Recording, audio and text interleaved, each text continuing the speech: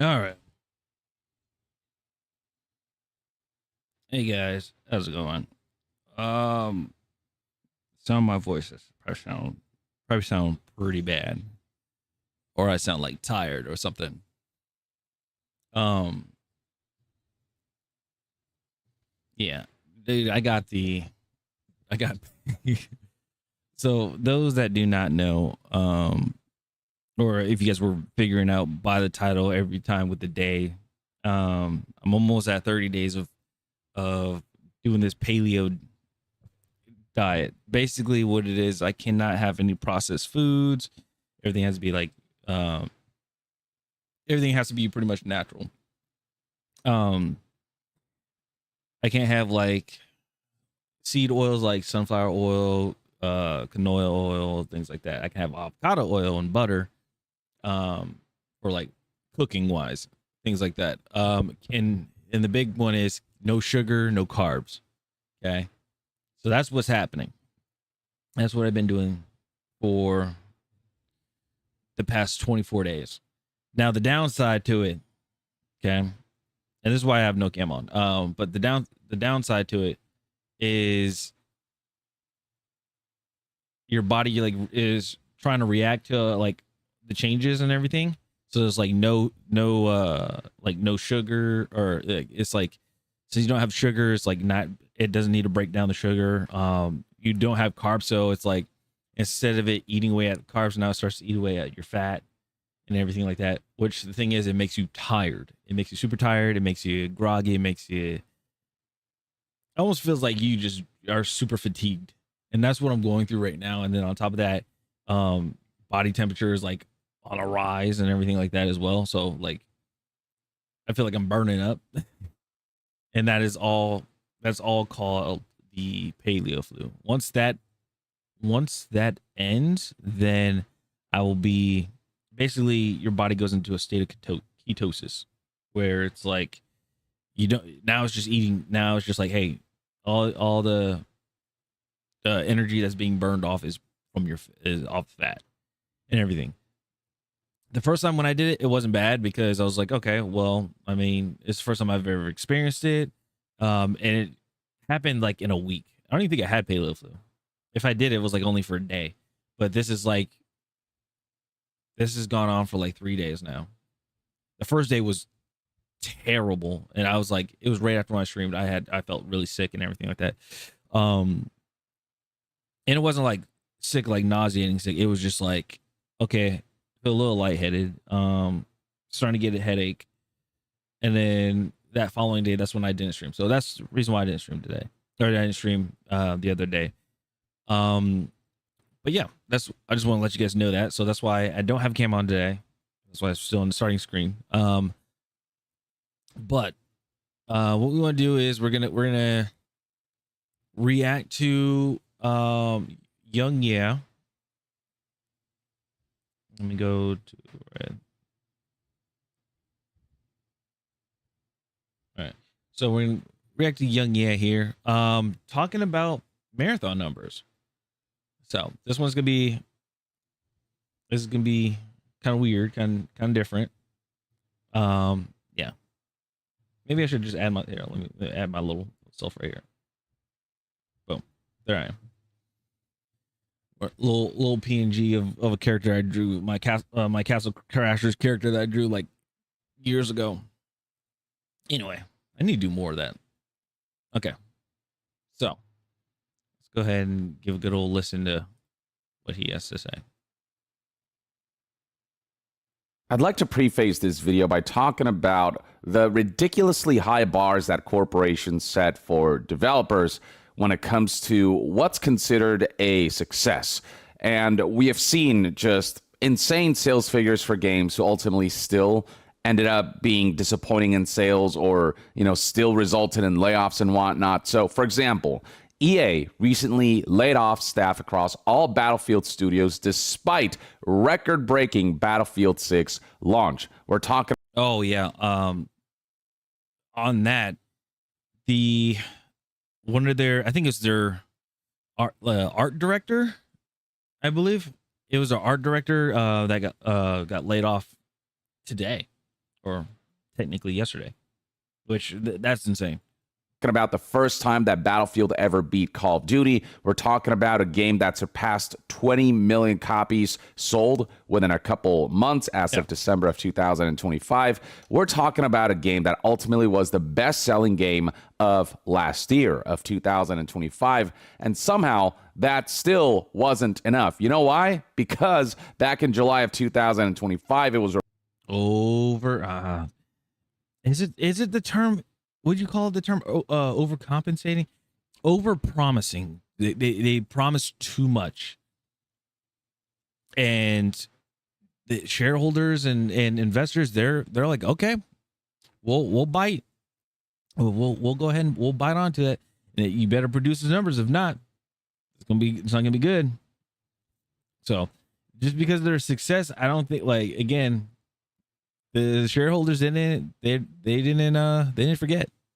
Reported EA expects Battlefield 6 to have 100 million players, 3 times. And again, we did tell them, like, I mean, not we, but the community has given them the blueprints. It's like the schematics and everything of how it would have built and everything, how the game should be played and built and everything. All they had to do was just build the game, pretty much. And yeah. More than the series' best seller. Or let's talk about Sony and the way they recently shut down developer Bluepoint Games, best known for remasters and remakes such as the Shadow of Colossus remake and the Demon Souls remake. This was one of Sony's most acclaimed studios, but they were set up for failure when they were assigned a God of War live service that ended up getting canceled, and then the studio got shut down because their financial input just wasn't good enough. So, okay. So again, people that do not know, you're a studio known for supports for remakes, things like that. They tell you get acquired by a larger company to say, you get acquired by a larger company, and your job is to make something that is outside of your realm. Something that you are not known for outside your realm. That's what you are doing. It's crazy. It's insane.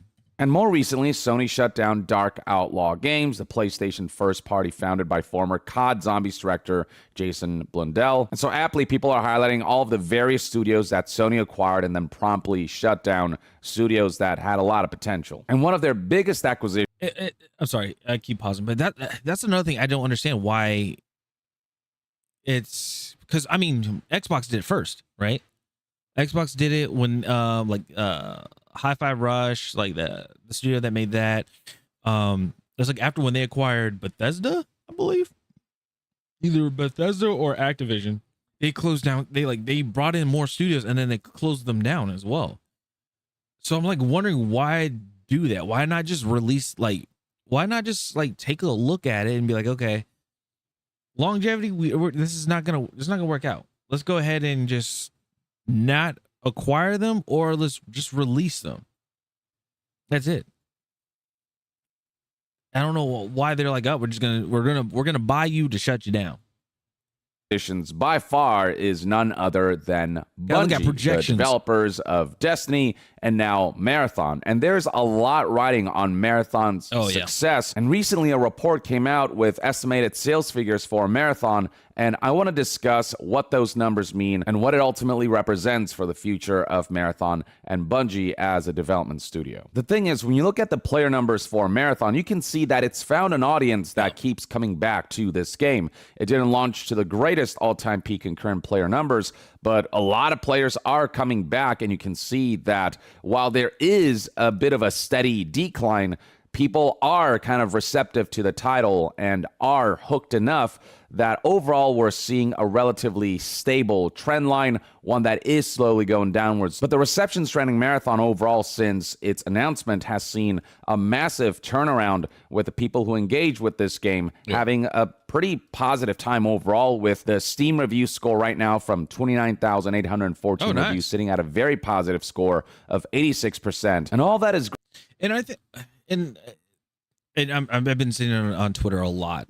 There's multiple things I'm talking about with this. First of all, seeing it on Twitter a lot. people are having fun playing the game. By all means, hey, if it's your game, it's your game. You play the game, you have fun. But then there are people that going in people's streams and things like that, or like going on people's Twitters, Twitters, like their tweets and stuff, and telling people, why are you playing this game? Like, oh my goodness, it's sponsored and stuff like that.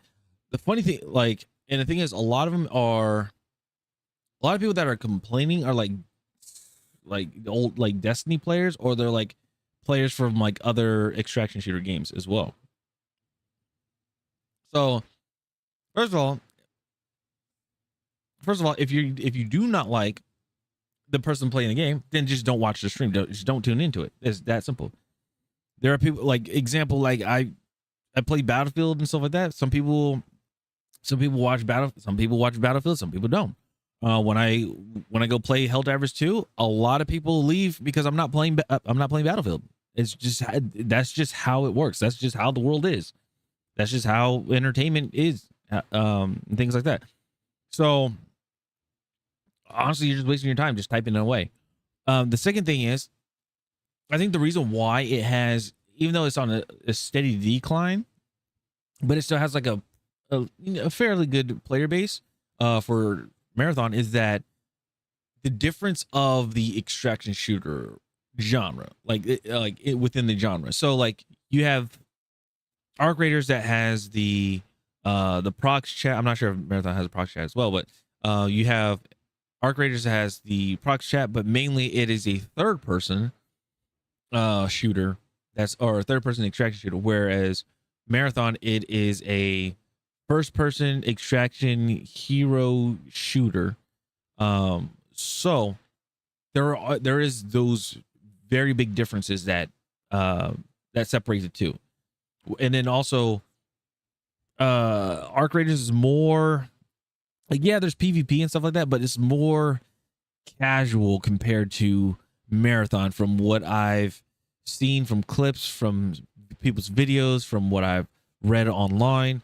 It's like the bots in that one are more brutal, like the AI are more brutal on Marathon than Arc Raiders. So and there are people that came out and said, like, Shroud has said it, I think Ninja said it too. It's like the AI are more brutal than Arc Raiders, and it may not be a it may not be a what's the name, casual friendly type game, but it's something that you got to learn and adapt to, pretty much. Great to see, but there is the player perspective, and then there is the corporate perspective. The reason I prefaced the video with all of that information was because you need to know that corporations have certain bars when it comes to commercial performance and revenue expectations and units sold expectations that, if not met, can lead to, layoffs and lead to pretty consequential developments for a development studio. But like, how would that work for for the corporate side? Like, doesn't the development, or like, whoever's in the leadership in development, don't they have to pitch that? Like, don't they have to pitch the game to the investors and like tell them the plans of how they want it? Like, basically the overall layout with financing, with the budget for each section, like development, for if marketing, and then going in the realms of marketing is like, okay, are we going to be doing a beta? Are we going to do an alpha test? Are we going to do insider sessions? Are we going to do a beta test? Are we going to do a LAN event where we're going to invite people out? We're going to fly them out and things like that to help promote it. Like, all these things. Honestly, let me back up. If it were me on the corporate side, right, and pitching this to people, I wouldn't lowball it. I'd try to find a fair, like a pretty medium, I guess you would say, for like pitching a game. No, we're not gonna say we're gonna have 100 million players. No, especially looking at previous titles, and like the last, let's just go back the last 10 years of a series of a game, like a series or something. those previous 10 years, like did the game do well? No. So how am I going to expect for this game that I'm making going to be way better than the last one? You know what I'm saying? And that was one of those things where, to be honest, with Battlefield 6, when they were saying, hey, we want 100, like we're going to get 100 million players. And like, even though Battlefield 6 did very well on the beta and on launch, we're just like, I don't know about this. Like it seemed kind of weird, if that made sense. Anyway. And we have seen situations where even studios who ship really successful titles still face consequences, are still being afflicted by layoffs and unfortunate developments that you'd think wouldn't happen given the successes that they've been able to achieve. And so that's where the concern is. It's not about whether Marathon's reception is positive or whether, players keep coming back. It's ultimately about, did the game sell enough? Is it continuing to sell well? And are those numbers enough for Sony? And where were Sony's expectations? Were they too high for Marathon? And as a result, will it mean that its sales figures ultimately still won't be enough for the corporate mindset of the executives? So yeah, it's basically, so again, it's promises that are being sold to people. That's it. It's just it's the promises that are being sold to the corporate, to the suits, to the investors, shareholders, whoever, and them again noting, hey, like taking a mental note or writing it down somewhere, saying like, this is what they promised. And even though the game could be a huge success, maintaining numbers and stuff, if that promise isn't met, they're going to cut you down, because that's the reason why they put money into it. It's like, you could be like, oh, the very first game that you made like $50 million, but you promised 75 million, right? So you're 25 million short. You better give me that money, or I'm gonna want my money back, obviously, and I'm gonna shut you down. And that's when you got the layoffs and stuff. So with all that in mind, let's check out this report from the Alinea Insight newsletter, which talks about how Marathon has apparently sold 1.2 million copies across Steam, PS5, and Xbox, which for a game like Marathon, which is AAA, which spent a lot of time, money, and resources, and which was in development for as long as it was, 1.2 million copies, you can't necessarily consider that a resounding success given the kind of budget that these kinds of games tend to have, and given the kinds of high bars that corporations set for products like these when it comes to the kind of commercial performance they need to achieve for the corporations to deem the investment worthwhile. The article further breaks down sales figures as follow. Apparently, 70% of the audience, about 800,000 copies, were sold via PC, via Steam. Meanwhile, PS5 takes about 19% of Marathon sales, only 217,000 units, which is significantly lower than the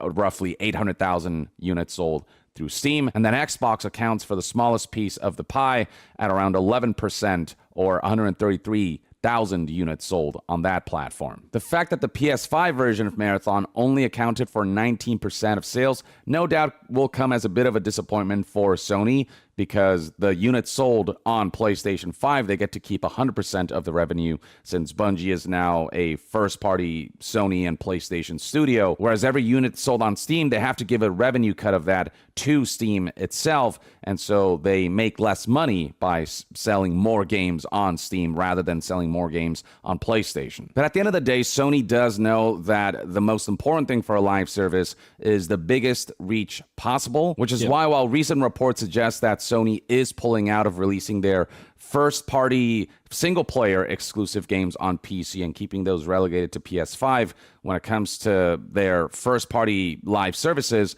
those will always come out on basically all platforms, or at the very least on PlayStation 5 and PC. But worth highlighting is how Marathon sales figures compare to competitions both from outside of Sony and PlayStation, and even within Sony and PlayStation. It's impossible not to bring up Arc Raider sales figures, given that they're competing in kind of the same genre, which they go about in different ways, but they're both extraction shooters. Overall, same genre, different mechanics, different features that they have in the game, but overall it's the same genre. So yeah, same competition. pull a lot of attention away and require a lot of time investment in order to be able to thrive in these games. And Arc Raiders, as of February of 2026, was reported to have sold 14 million units. Now, of course, Arc Raiders has had a couple months to get to that sales figure, but there was always an indication that Arc Raiders was headed towards those kinds of numbers based on Steam charts trends and just based on the popularity of the game. Marathon just isn't seeing numbers that suggest 14 million units sold in a couple months. Even right now, comparing Marathon's Steam concurrent player numbers to Arc Raiders, you can see just what a massive difference there is.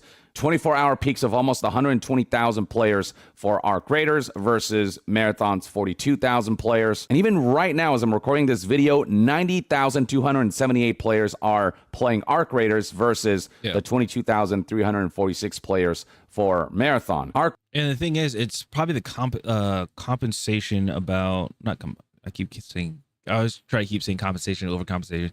I think it's the promises that were pitched when it came to making the games. Now, remember, this is Embark Studios. The last great game that they've made from Embark Studios is the Finals, which they just released season 10, I believe, that just came out.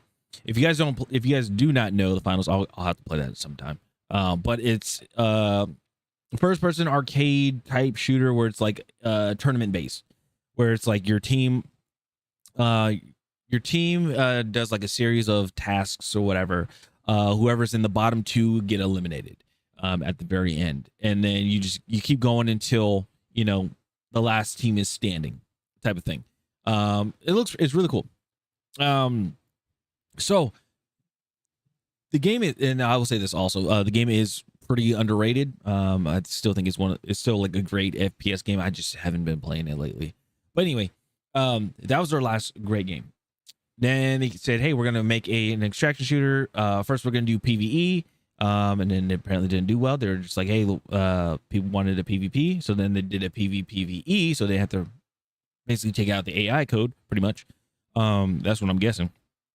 And then that's when you got Arc Raiders. And the funny thing, if you guys remember, Arc Raiders, when that came out, or when the beta came out, was during the beta of Marathon on the weekend, when they're like, hey, we're gonna do our beta test. Everybody try it out, and then everybody came in, or the closed beta test.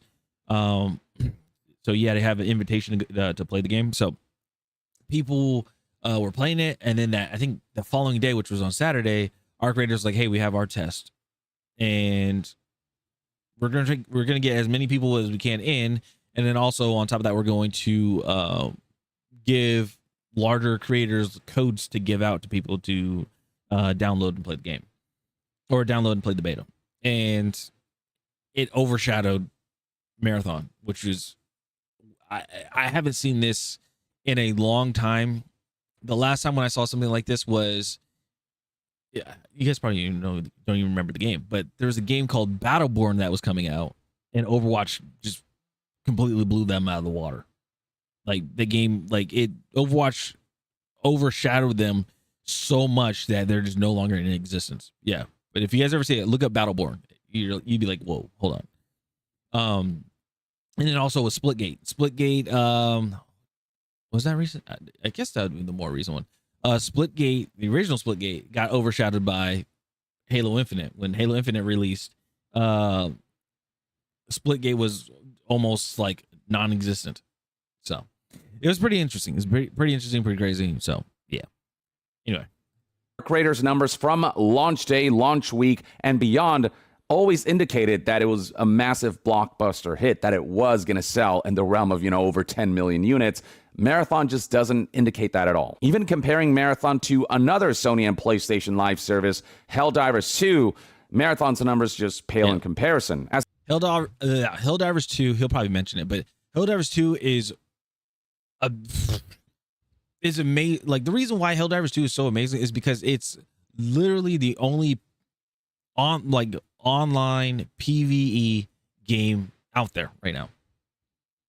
Like, you just do a series of, you could do like multiple missions with just random people, and the only thing you just worry about is just the enemies. That's it. You don't have to worry about other players. It's not competitive. You can just sit down and chill. I'm gonna have to play that game again. Like you just sit down and you chill with the boys, and just relax and just kill some bugs or some robots or alien zombie looking things. Like that's it. And the funny thing is that if people don't realize, the game is like D&D. The developers are the dungeon masters, and then we're just the players. That's how we get the major orders and like, like, hey, the Terminids are closing in on Super Earth and things like that. That's literally we're literally just playing a massive D&D game. And a lot of people didn't know about that. So it's interesting. As of January of 2026, Helldivers 2 had sold over 20 million units. That's crazy. And yes, that's years after the game's launch. But looking at it Steam 2 numbers, you can years, see 3 just years? how much more explosive Helldivers 2's launch was compared to Marathon. And even now, it retains player numbers that are higher than Bungie's own Marathon. 24-hour peaks of 57,888 players as of the recording of this video. See, now, again, like developers, I'm just saying, co-op like PvE co-op games they're not dead. It is not dead. People I bet you there's a great amount of people. Well, I mean, clearly it shows there, but there's a lot of, wow, hiccup. There's a lot of people that would rather play just a PvE co-op game than always playing competitive games. That's why, like, I try to speak out when it comes to like a lot of the games are trying to go more esports than like actual just casual, or like, don't get me wrong, yeah, it's nice to have competitive games, it's nice to have esports games, but like not every single game needs to do that, if that makes sense. Compared to Marathon's 42,091 24-hour peak concurrent players. And right now, over 44,000 players are playing Helldivers 2 versus Marathon's, a little over 22,000 players. Understand that Sony spent $3.6 billion acquiring Bungie. Yeah. They want to make a return on that investment. And while Marathon does have a dedicated audience that does come back, while the reception trending has shifted to more positive leaning, the question ultimately is all of this enough for Sony specifically? And Now, my thing is, I wonder, like, an acquisition like that, right? Like Activision to Microsoft or Bungie to Sony, right? Like, I wonder if the studio heads, the leads, the owners, or whatever of those studios, I wonder if they could just say no.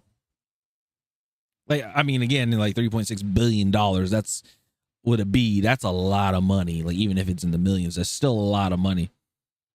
But I wonder if you could just say no. Like, I feel like that's what's going to happen eventually with the recreation of the gaming industry. Now, if you guys are trying to figure out what I mean by that, by the recreation of the gaming industry, is that basically AAA is going to go down the drain. It's going to get to the point where it's like, I'm going to say it's not obsolete. It's not going to be obsolete or anything, but it's going to be brought down so low to where indie games and AA are going to take over pretty much. Almost like it's almost there, but they're pretty much going to be like taking over and stuff like that. Obviously, you still got diehard fans of studios and certain games and stuff like that, which is, it's normal. But these indie games are going to take over and everything, and then investors are going to want to sign with them or acquire them to publish or something like that. And basically what's going to happen is the money could be tempting and everything, but from what we were seeing with AAA studios and everything, a lot of these indies and AA's are probably going to be like, no, we're good, or we have an investor already, and we're already doing well, so no, we're good. And I feel like that's what's going to happen. If not, then we're going to get the same thing what happened with, if you guys remember Xbox Arcade, that was on the 360, where a lot of indie developers were, probably signed with Xbox to put their stuff on Xbox Arcade, and you were able to play it. This was during the 360 era. But that's gone. That's just randomly gone. So, yeah.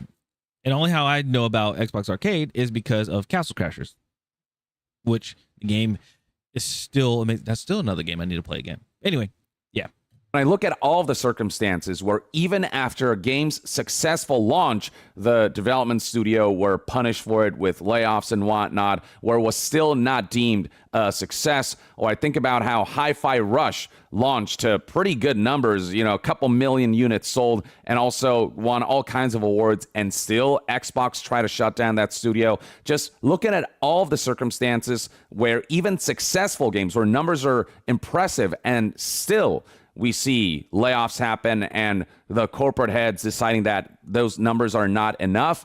Marathon's 1.2 million copies sold as of right now, a couple weeks after launch, to me just doesn't indicate a positive sign or a positive future, or that the bar that Sony was looking for Bungie to meet with Marathon has been met.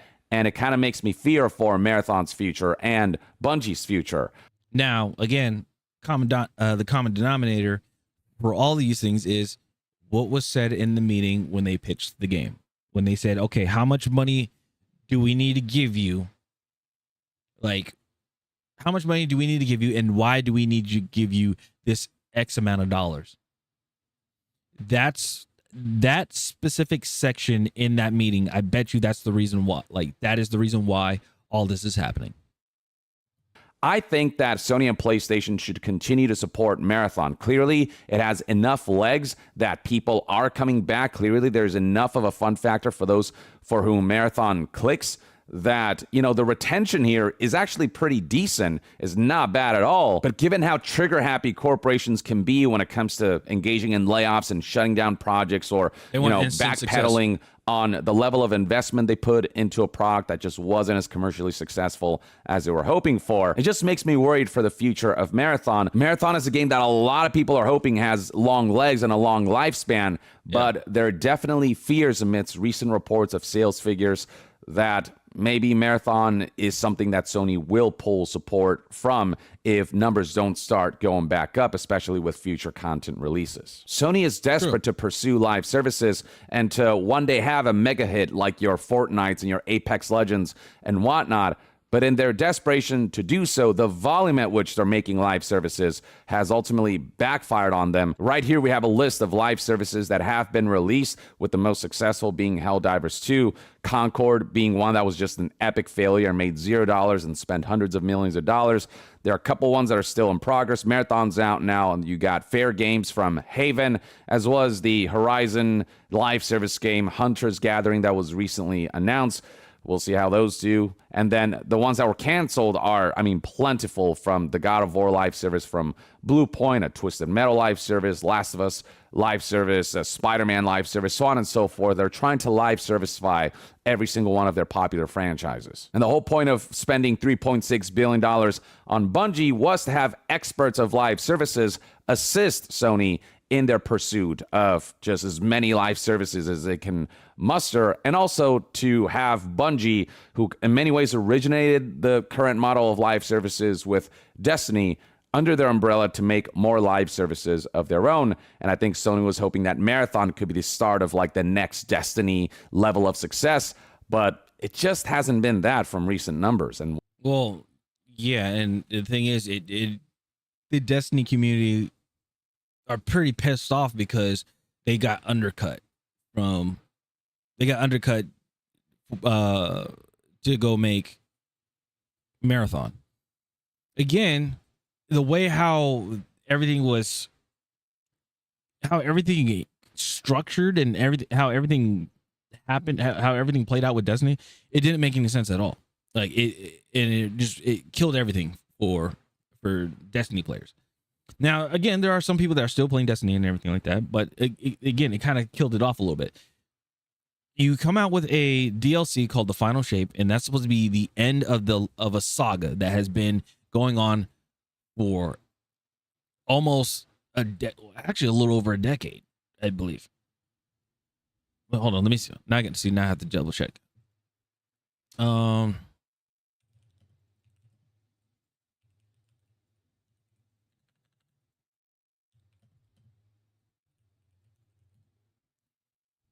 right. So yeah. So 2014, and then when did Destiny 2 Final Shape come out, yeah. So yeah, a decade. So pretty much a decade. Okay. So you have that game, like you have a saga that's been a decade long, 10 years, right? Final Shape was supposed to be the end of it. They're like, okay, this is our final hurrah for the game and things like that. If they ended it there and then went over to like working on Marathon and like just said, okay, hey guys, this is it. It's a done deal. We'll go to Marathon. Cool. But then again, they made then they came out with Edge of Fate, and you're like, okay, here's Edge of Fate.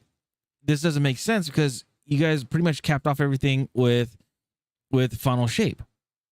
Like you kill the witness and everything like that caused like the whole issue and everything. You finally fight the witness. You kill the witness in the raid Salvation's Edge, and then now you're in a different saga. Like it's not the Light Saga anymore. It's a whole different saga. I don't even know what they are now. And that is Edge of Fate. And the numbers aren't well on that one because people are just like, I thought it ended over here. So what is this? And then on top of that, they added a new the Armor 3.0 system. They added that in there, which knocked everybody's light level back down because they want to implement this new system and a few other features that they wanted to do. And then they came out with Renegades, which was like collaboration with Star Wars and things like that, which people said like, hey, they liked it. It was received and stuff. But the thing is, it's like you had something that was already set in stone. Like, hey, this is where we're going to end Destiny 2. Now, if they took like, what do you call it? Edge of Fate and Renegades, and they made it and they put that into Destiny 3, right?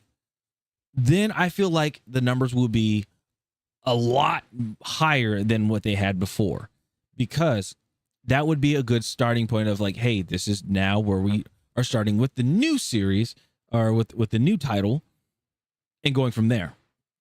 The last two were the Light Saga, the Light Saga. Now we're in a different realm, and that's where it should have been. But again, well, it's live service, so it's a little rough. It's like they just want to keep adding more and more and more.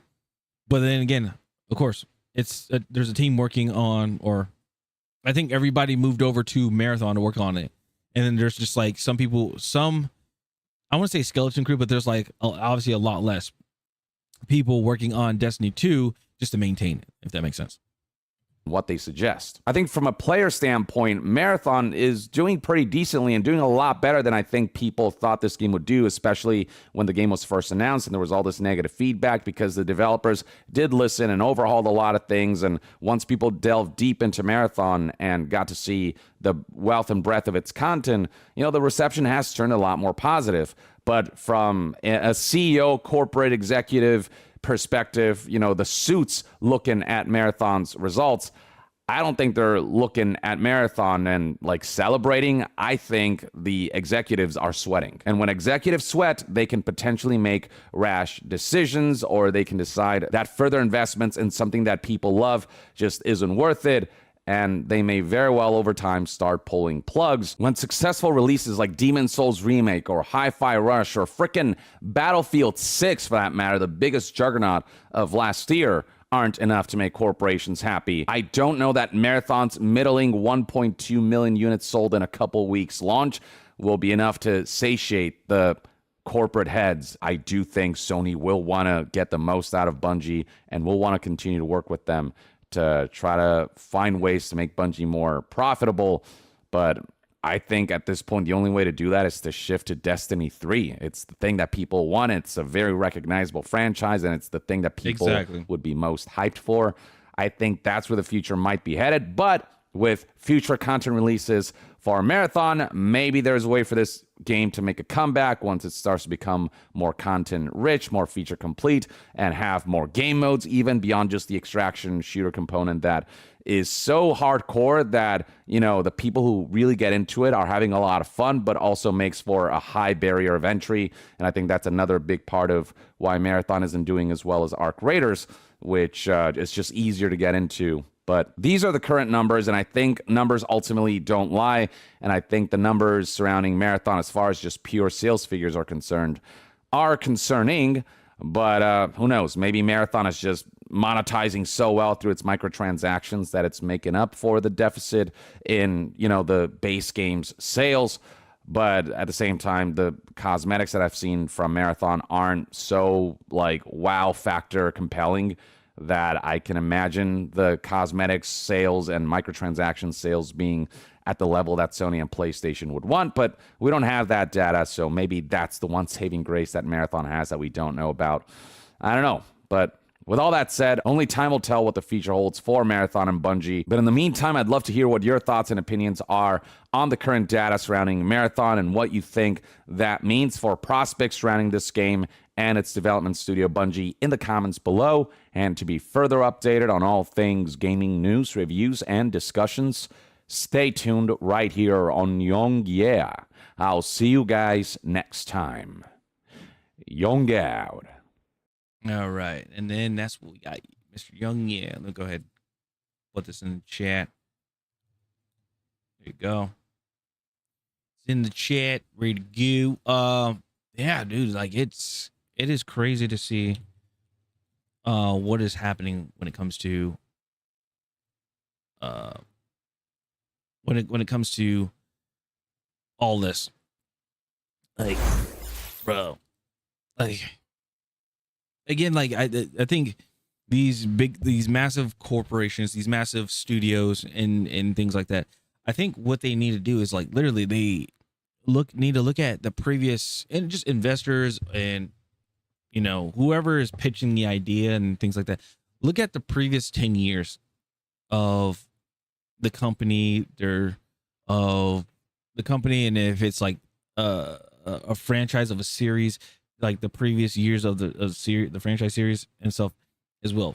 Like, they need to check that out. And then when they pitch the idea and like how much money they need in order for this to work, and like how the returns are going to be and everything like that, returning back to the investors, they need to, like, literally they need to undercut not being $100 million. They cannot be over $100 million. That's what I'm just gonna say.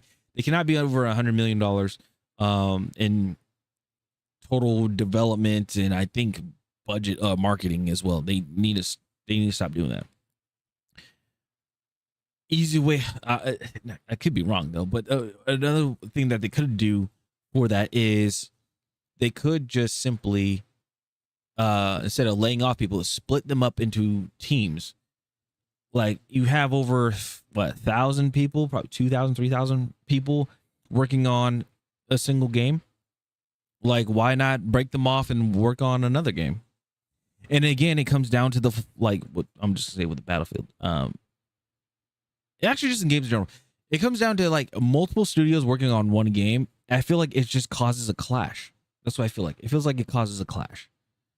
So that's all I want to say about that one. Now, this video is interesting. It popped up on my feed on YouTube, and it's from Enders, and it says what Battlefield 6 can learn from Battlefield 2042. Now, I did see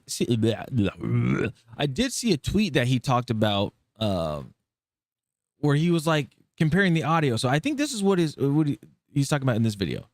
So let's see.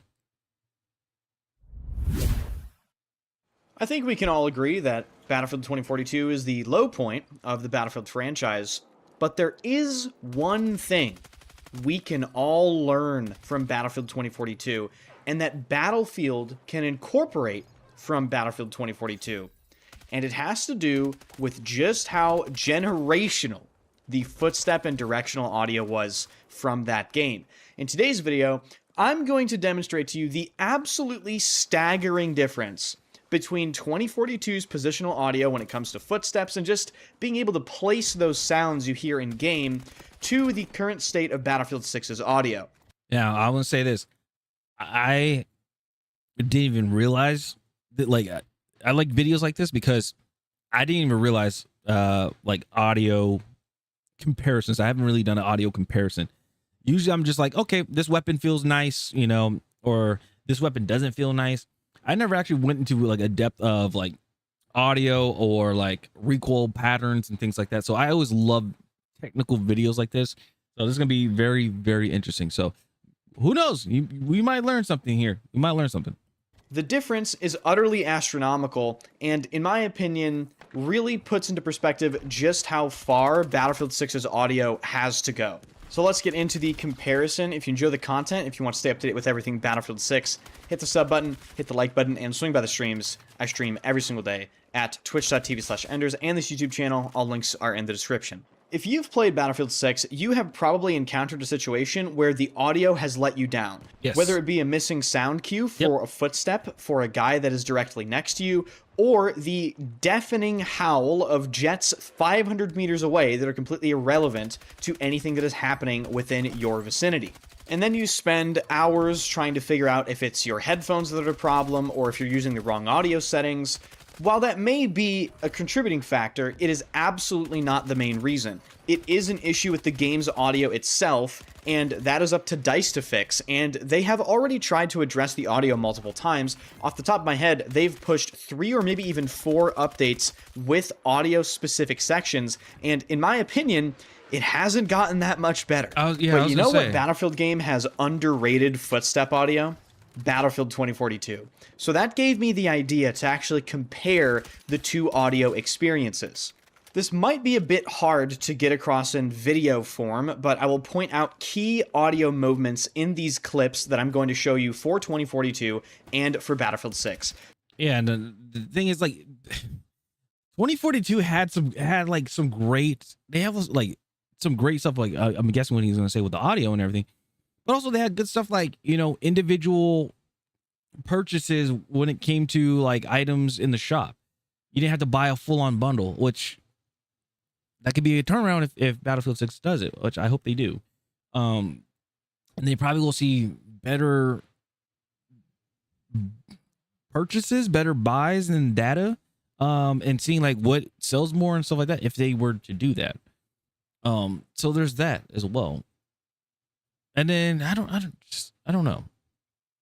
It's just the only downside to it is 2042 was just off on a bad start because they just incorporated. It was during the rise of the hero shooter realm.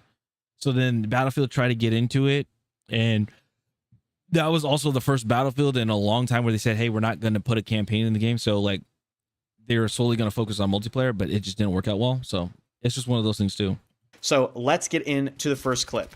To form a baseline, we're going to start off with the current state of Battlefield 6's audio in a close-range infantry scenario. Okay.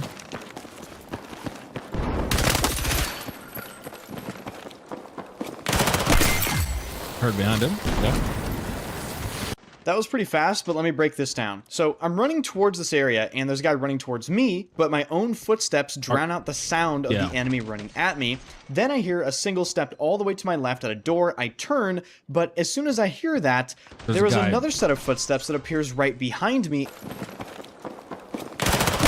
And what's confusing about this clip is the footsteps that appear right behind me at the other staircase should have been audible well before that guy even got to that position. In contrast, let's take a listen to how crystal clear Battlefield 2042's positional audio is.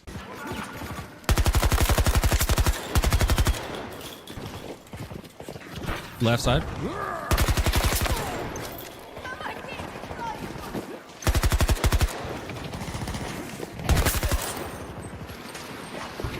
To the right. In this clip, you can clearly see me react to multiple audio cues. The first one I react to is when I hear the guy prone on the top of the mountain that I grapple hook to, and the very clear one is where I hear a guy that's directly in front of grapple. I didn't hear the prone. Let's see. So let me go back. Staircase. Sorry. Should have been audible well before that guy even got to that position.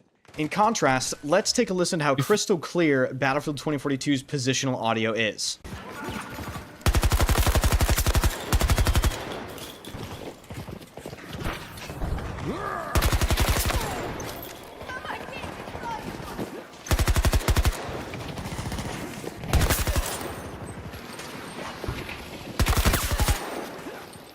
In this clip, you can clearly see me react to... Yeah, I didn't hear a prone audio cue. That's just, it could be me though. I didn't hear a prone audio cue. I heard like when he first, before he like grappled, I heard somebody to his left, but I don't know if that was, I didn't look at the radar. I didn't know if it was his teammate or if it was, but I heard footsteps to his left. For me, like if I was playing, like I would be like, okay, I'm immediately looking to my left because I heard footsteps to my left. But I would have died from the guy on the hill on that little ledge over there. So I don't know. But again, I didn't hear the prone that he was talking about. multiple audio cues. The first one I react to is when I hear the guy prone on the top of the mountain that I grapple hook to, and the very clear one is where I hear a guy that's directly in front of me behind that tree, and as soon as I hear a single step, I know exactly where he is. But the important takeaway here is, even though these enemies are behind cover, the audio is still crystal clear. It's not like a wall is blocking it or the audio suddenly appears like in the Battlefield 6 clip. You'll notice in both the BF6 and 2042 clips, there isn't a lot going on around me, and I did that deliberately. I found clips where it's more of a controlled situation. But even when there is a total war going on around you in 2042, you do not lose the important pieces of information. The soundstage doesn't suddenly feel so sniper. Full that stuff is getting lost. You could have done there. Take a listen to this Battlefield 2042 clip where there is a whole lot more going on. Okay. Iwo Jima. Hey, does anybody else think like Iwo Jima should just basically be like in almost every Battlefield game now? Because they did it in Battlefield 5, and then they went from Battlefield 5, and then they put it into Battlefield 2042 right before Battlefield 6 is coming out, and then Battlefield 6 release. So I don't know. I would say do Iwo Jima, but then it wouldn't make sense because it's like, okay, then you have packs in NATO. Like, what does Iwo Jima have to do with it? Type of thing. Did they do Middle East? No, they didn't. It's more Europe, isn't it? It's more Europe. It's not. No, because they have Tajikistan. I mean, so they could do Gulf of Oman. They could, and Garg Island if they wanted to.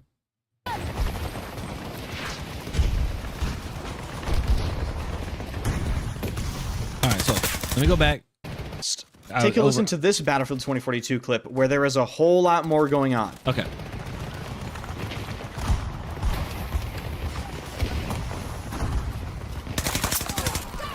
I didn't hear that guy.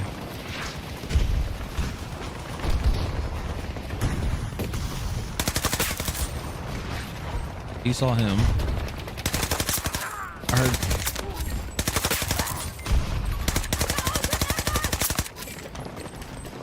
I hear some footsteps, but it's like not the ones I'm thinking.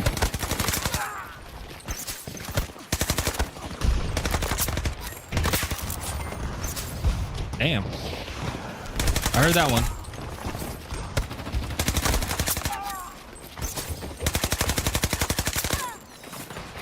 As I hope you're able to hear through the video, no. Even though there is a war going on around me, the important audio cues are still consistently playing and I'm able to react off of them. It isn't like they don't play the footsteps because a tank is shooting or something, and that's actually the next example of Battlefield 6 that I have for you. Playing a game of Mirak Valley, I am just running along, and because there are jets in the background, it causes a vehicle to be completely silent, and I actually get run over because of it. I don't think he streams them. It's just, what? So as far as I am concerned, in terms of the quality of Battlefield 6's audio, how it sounds, that's fine.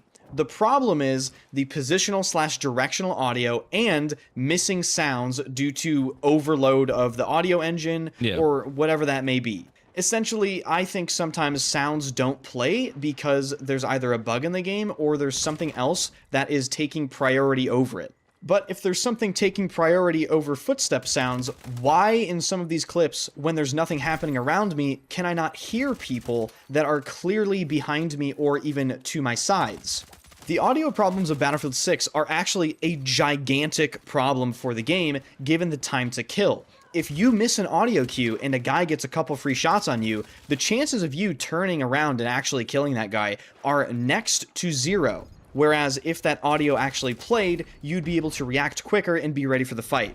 I cannot stress enough how absolutely massive positional and directional audio is for the gameplay of not only Battlefield, but for any FPS game. And given the fact that DICE has already tried to address audio multiple times, there are two possibilities in my mind as to why the audio is still as bad as it is. Number one, they have more plans to try to fix audio and eventually will get it to a better state.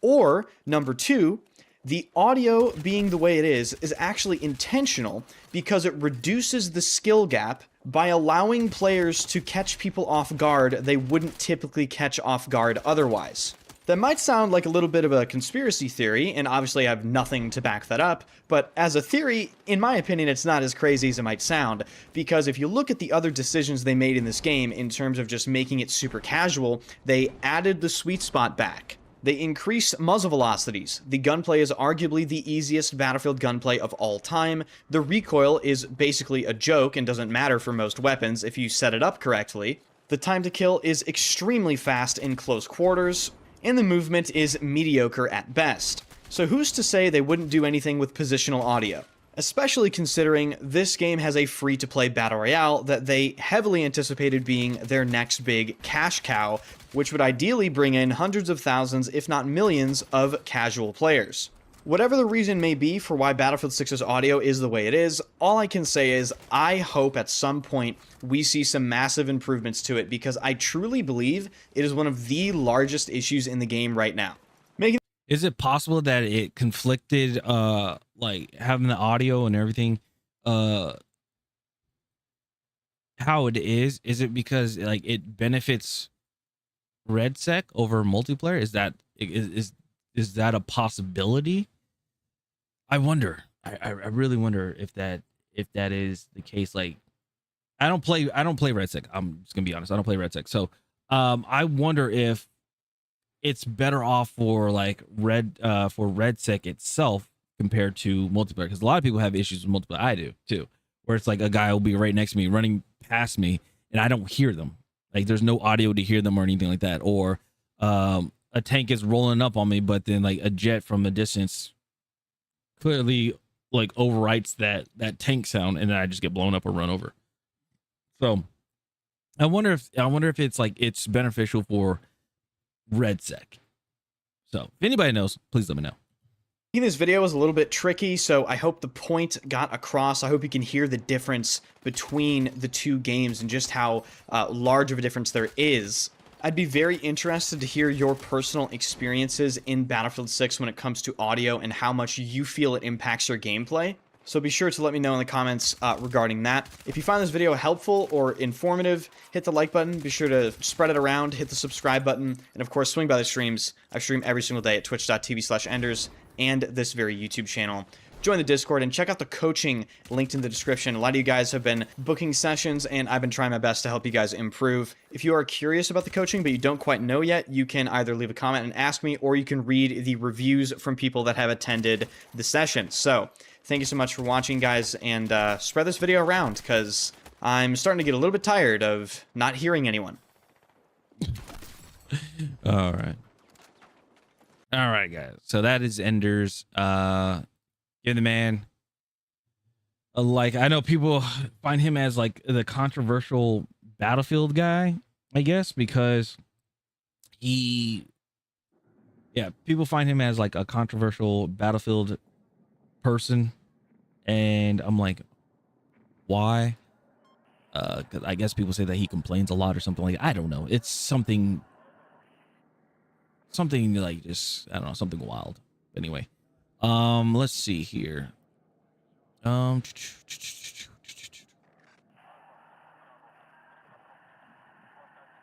Yeah, people are just going bonkers over all that.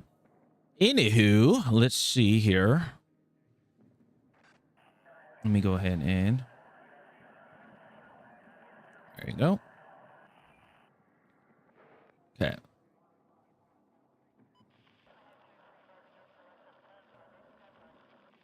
I'm pull TikTok up. Let's see. Alpha 6, and then let's see.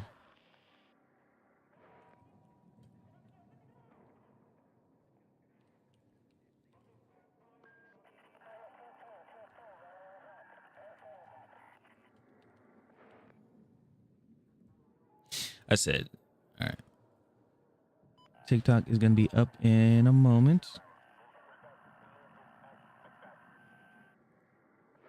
Okay. Boom.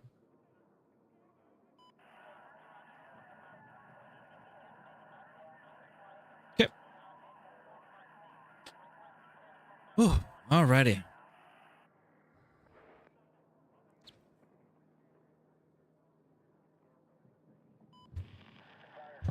Let me, since we're not watching any videos or anything, let me crank up the fan now.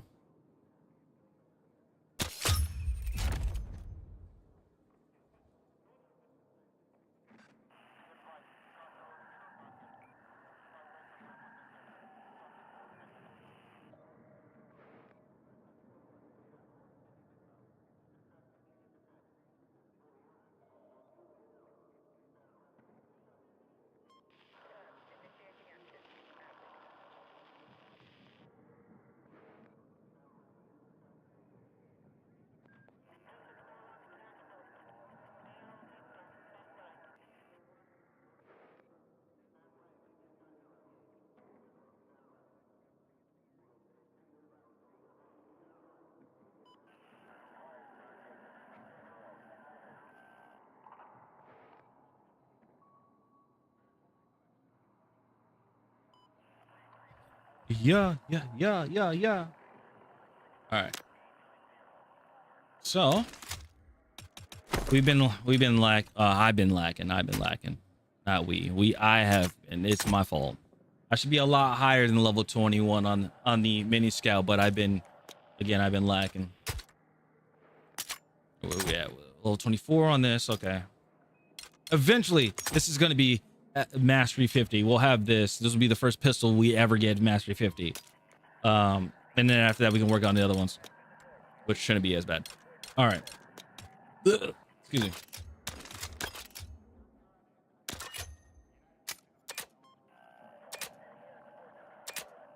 Yeah, no new challenges. So there's that.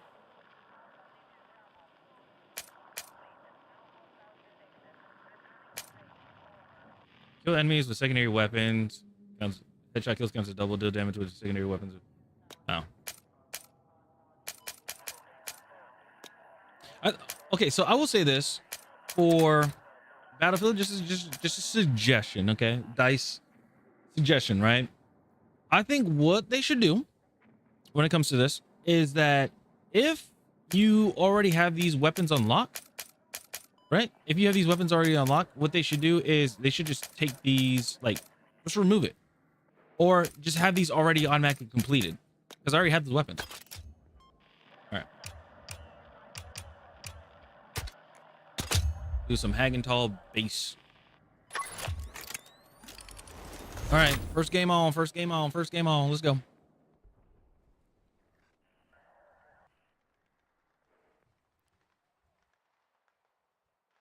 Welcome in, everybody. Welcome. Hello.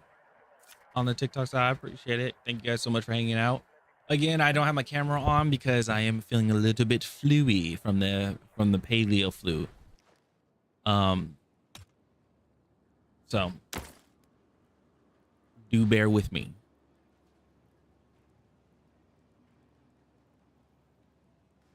I could just be laying in bed, but then I'm like, you know what? I didn't stream the other day, and I want to, you know,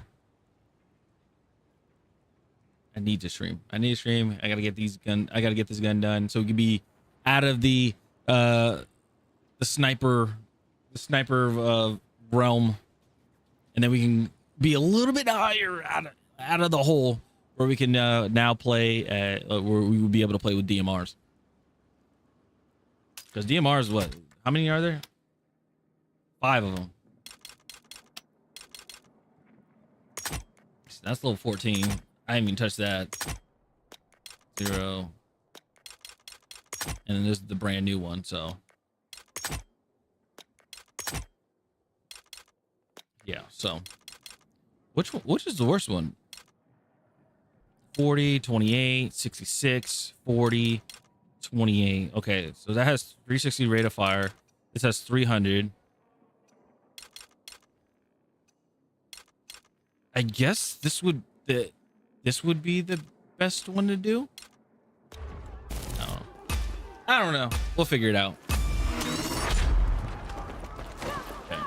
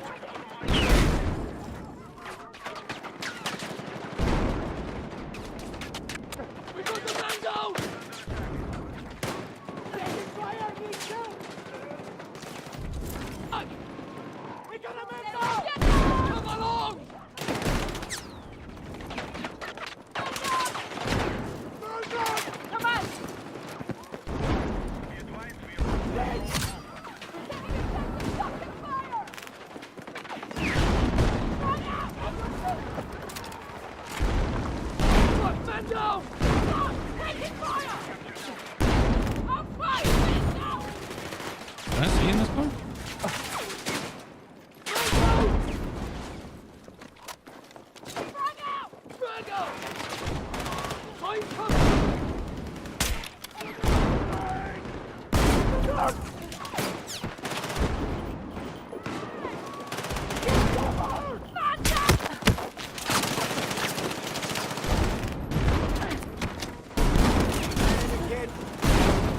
Oh, yep.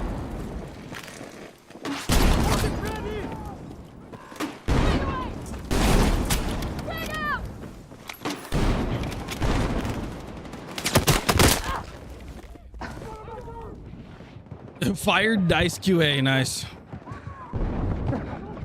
That is a very interesting name.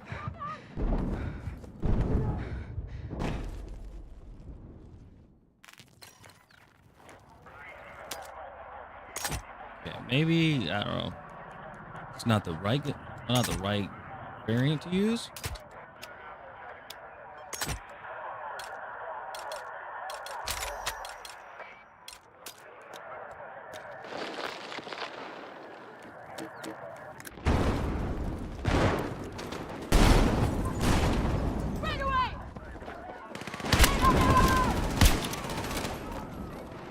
Was it a headshot?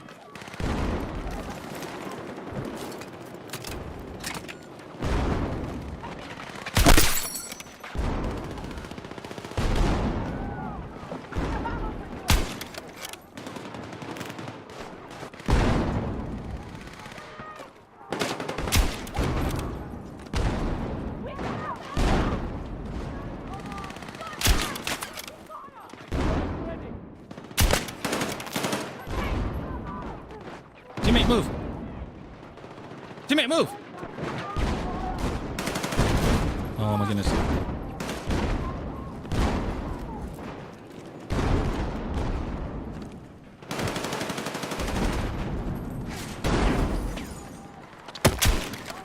Ah.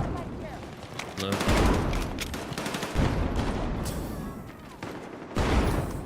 Oh, I wonder if they know that we well, obviously they'll know that they could just loop around. Alright, I'm gonna hold this side. Oh, just saw him. I should have shot. I should have shot, but I would have panicked.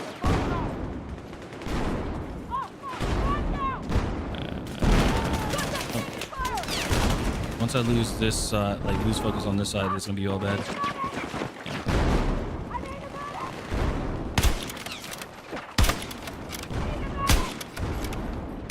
Dude, move! Get the hell out of my way! Watch it down!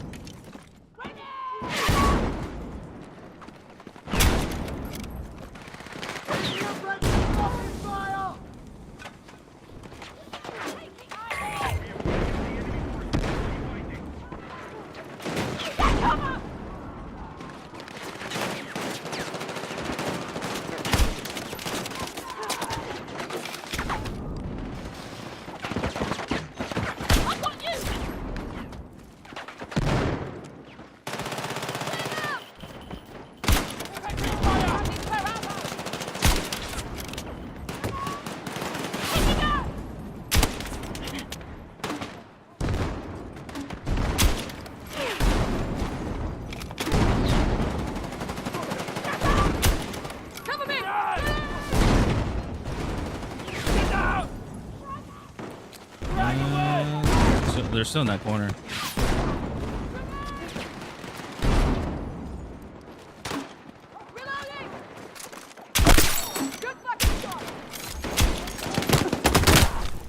Nobody's looking over. Nobody's looking. Nobody looked over there.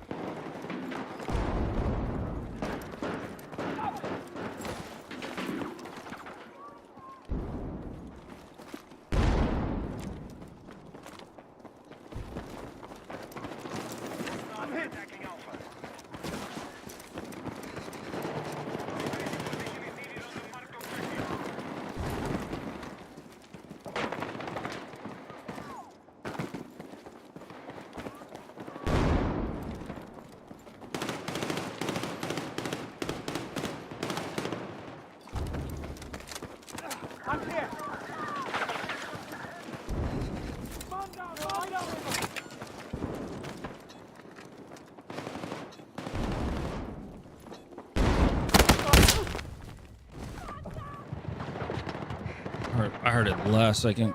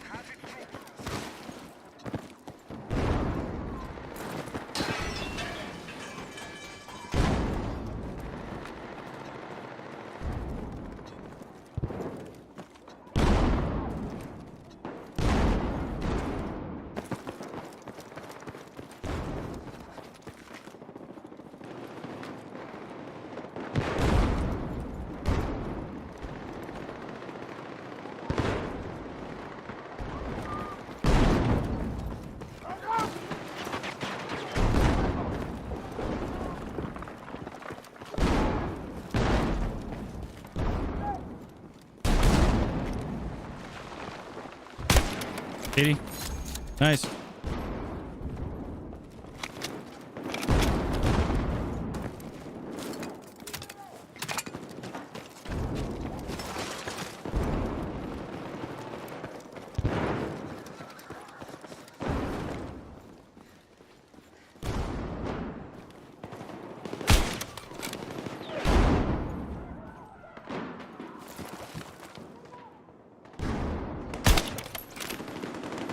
Damn it.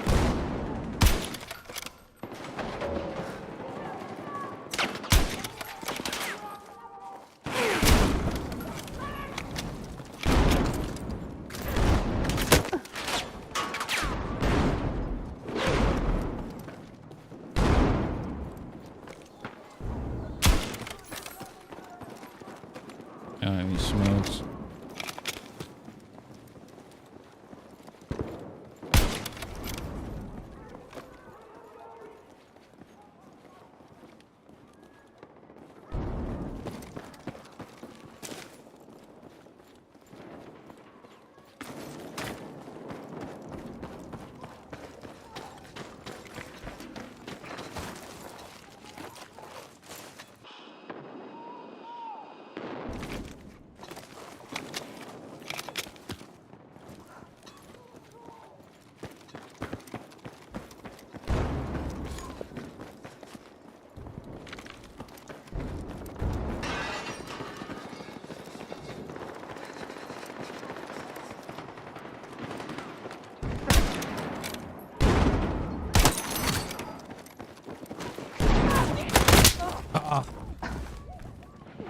Damn it.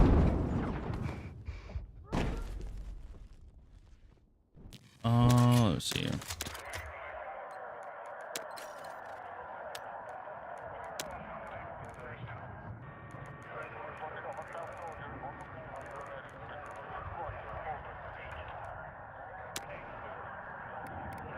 Bring that to 80.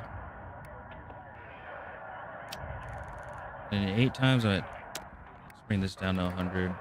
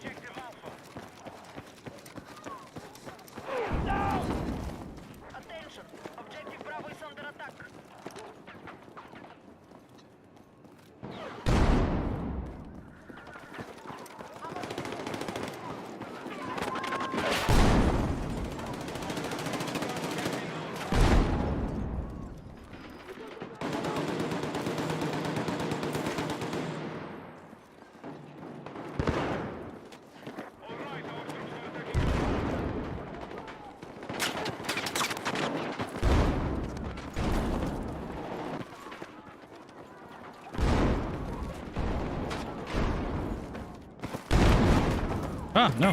Didn't mean to climb up.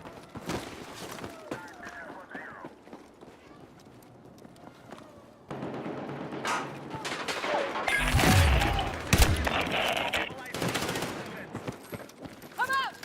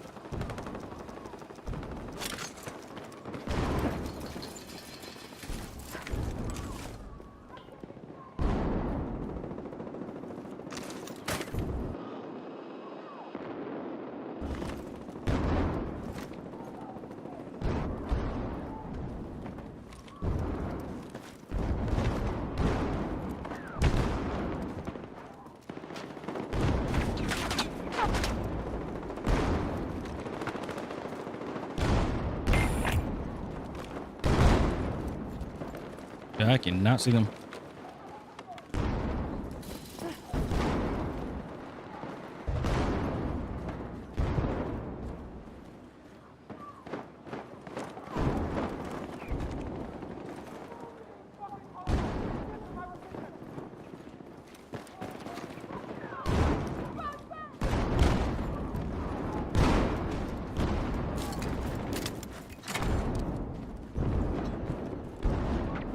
Oh, hopefully that helped.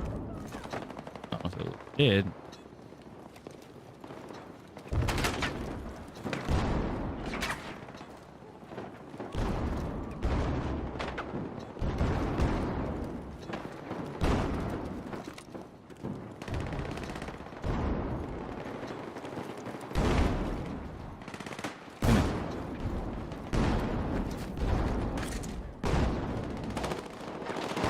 I don't know if anybody did see that or not.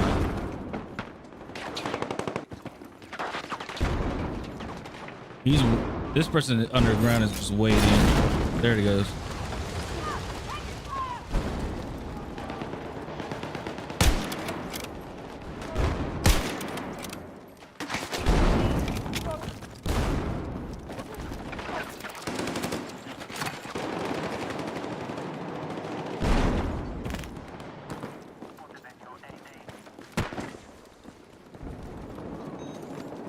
I'm gonna say that was actually smarter than like to wait.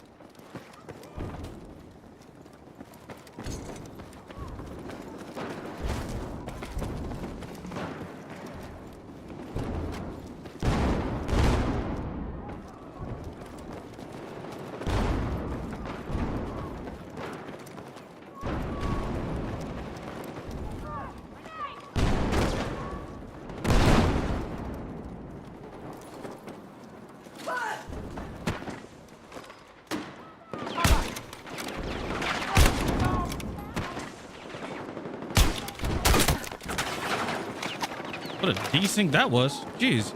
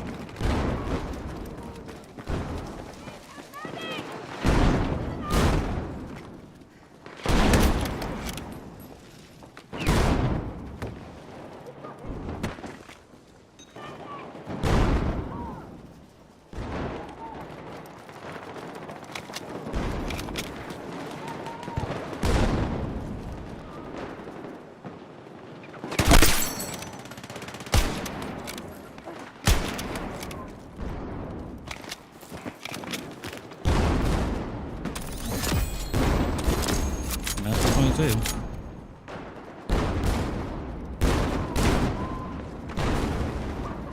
Oh my god!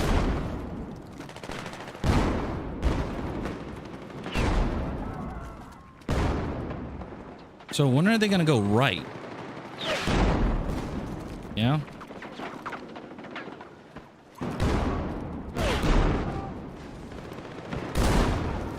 That's my question.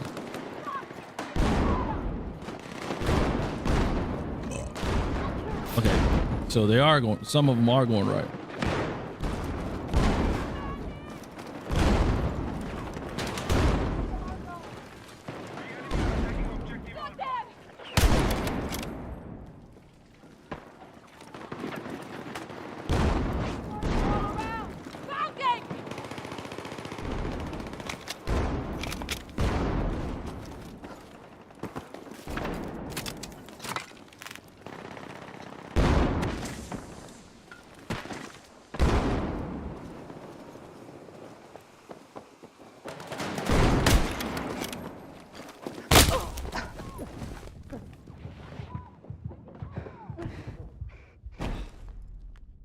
I thought he had a. Somehow I thought he had an AR, but he didn't. He had a shotgun.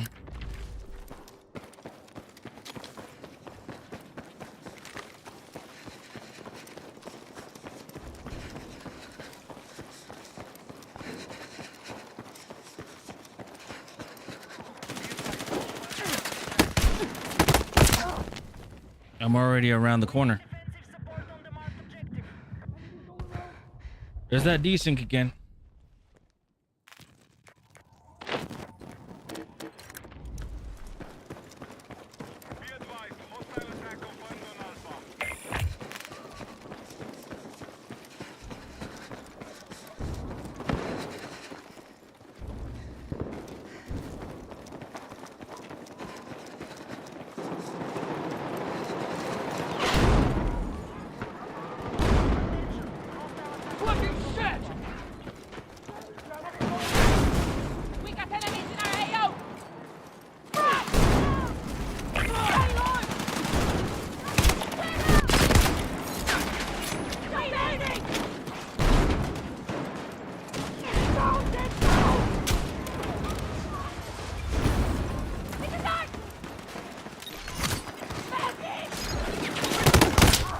No, I got stuck on the damn thing.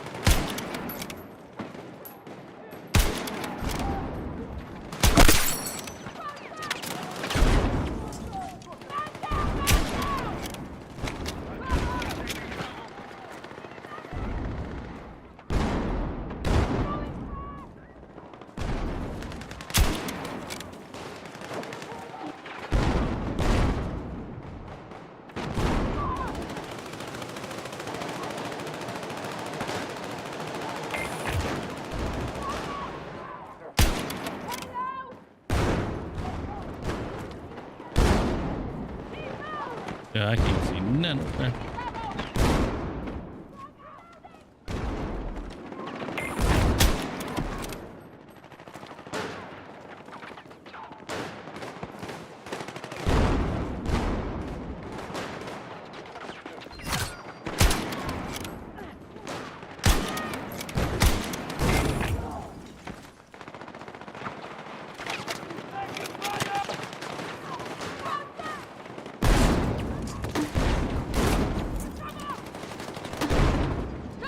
No, don't do that.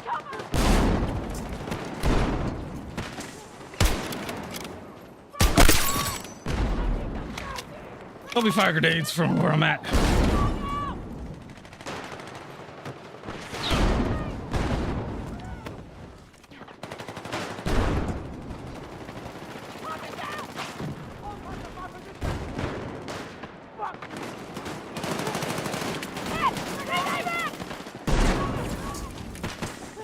Get some spawning there.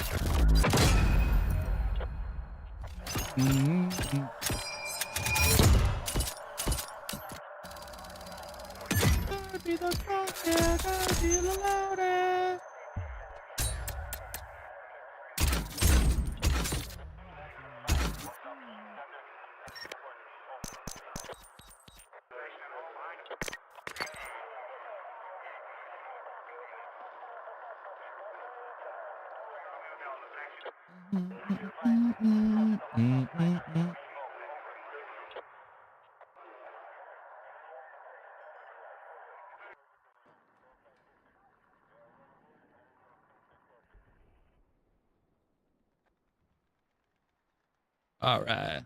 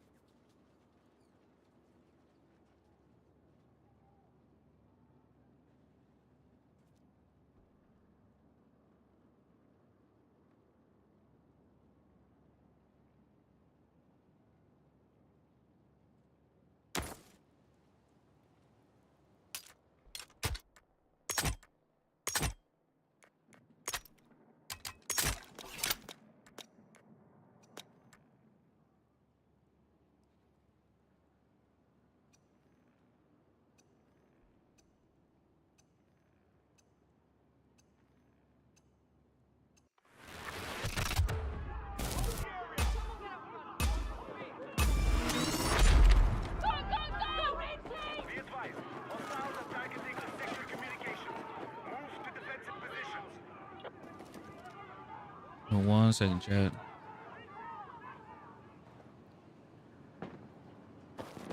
I forgot to see like where the progress is on the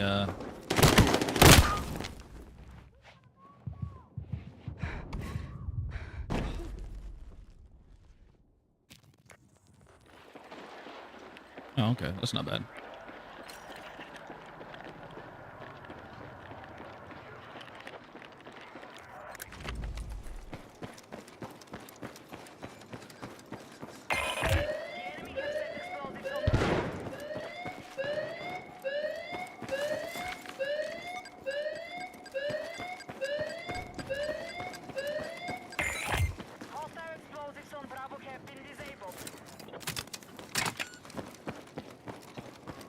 Baby, take your time. What's the rush?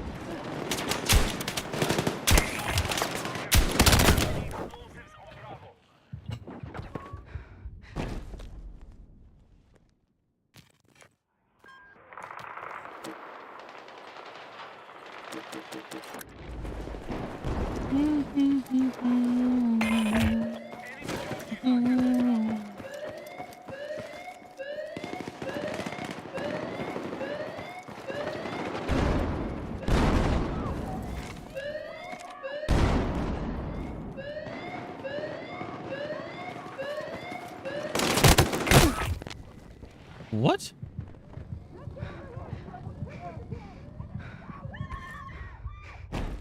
Dude, aiming right at your head and I shot and it got an 80?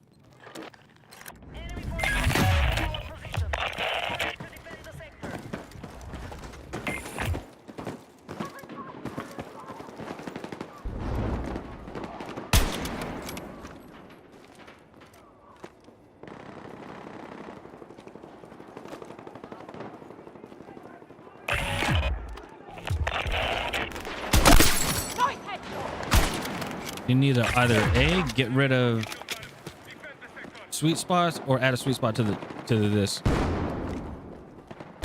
I highly suggest getting rid of sweet spots in general.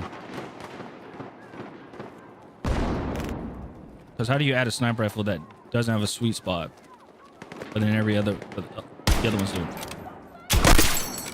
You know? Doesn't make sense.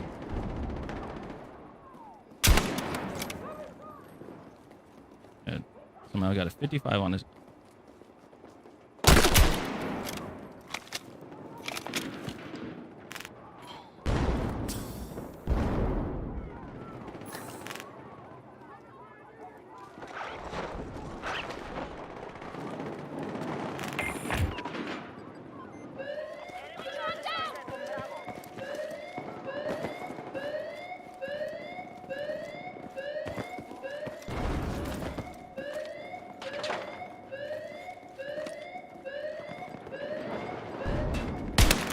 $66.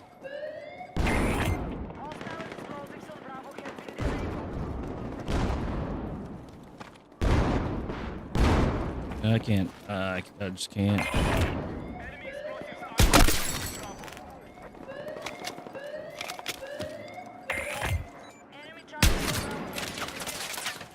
Not a shot. Like nowhere near.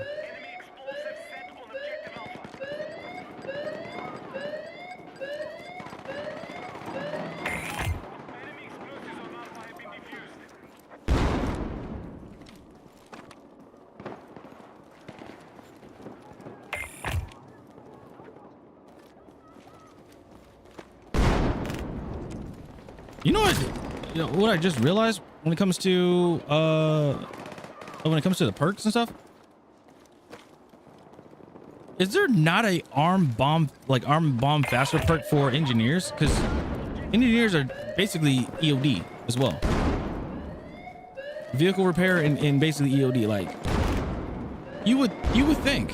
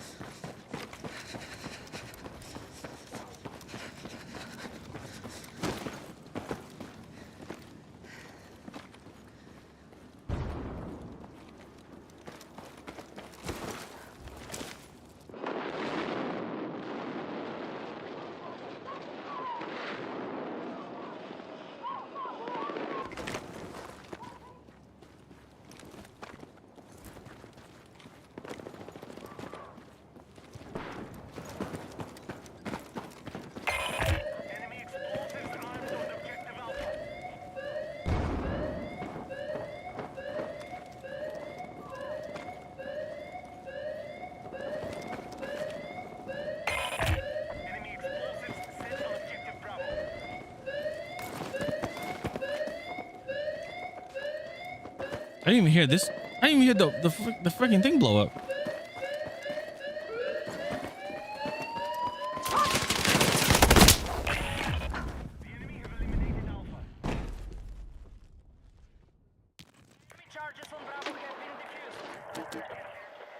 I never heard the plane. Did anybody hear like the plane blow up and the hole open? I hear it. I didn't even hear that.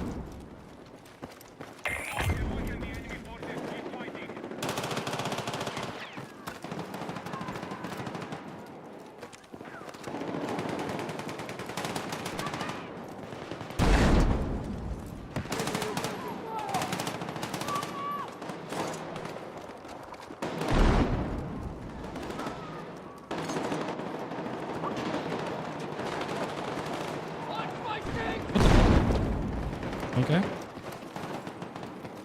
That's weird.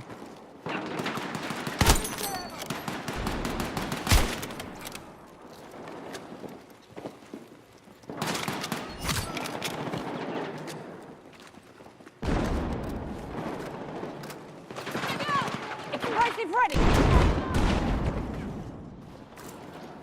Explosive set.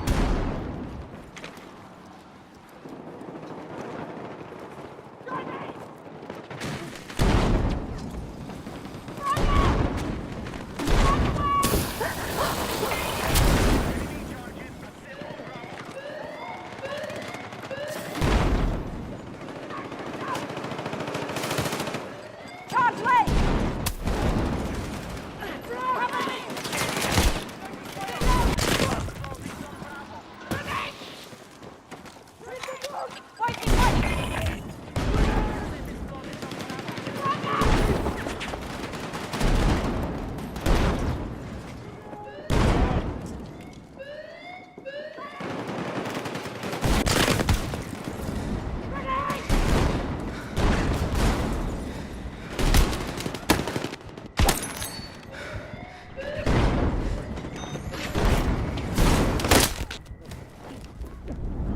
I got killed before I even saw him.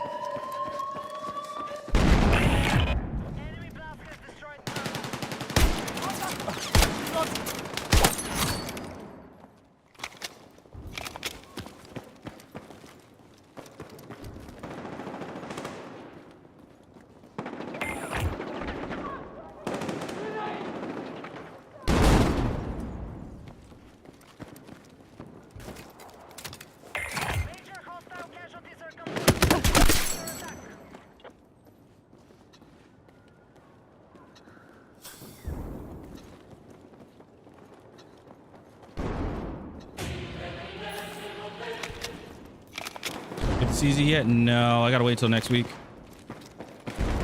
I think I'm thinking like 6 points away, which sucks, but it is what it is. I'm not buying the. Yeah, I'm not buying the points, or I'm not spending the 150 battlefield coins if I'm like five or 6 points away. Hell no.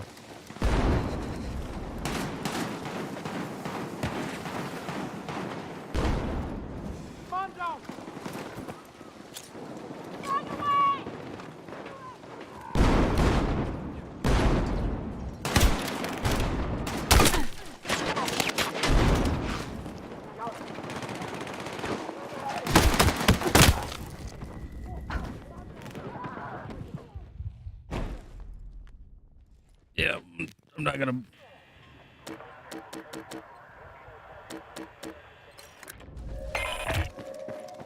I feel like that melee takedown took forever for me. I think that was the first thing I did, like the one where it's like you had to perform one melee takedown. I think it just like it was like very random, and I think it was in a rush match. I could be wrong. There was a guy posted up, and I used recon. Yeah, I used recon, and then what was the name of it?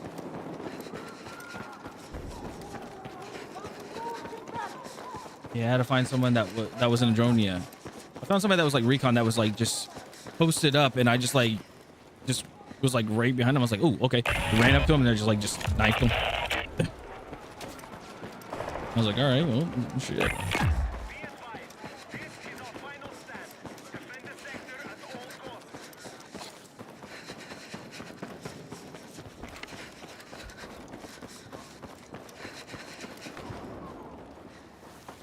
Is that mine? It is mine.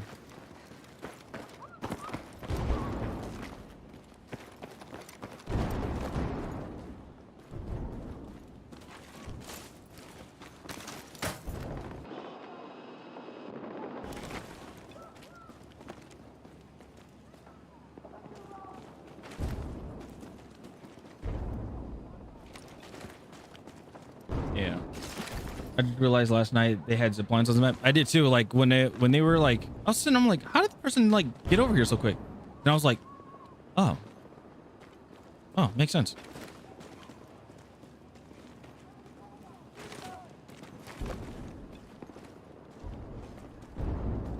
It's kind of a suicide though, if you think about it. Because everybody sees you on the zip line. I thought they were power line tunnels. Dude, I thought so too. I thought they were like power cords or something. I was like, oh, okay.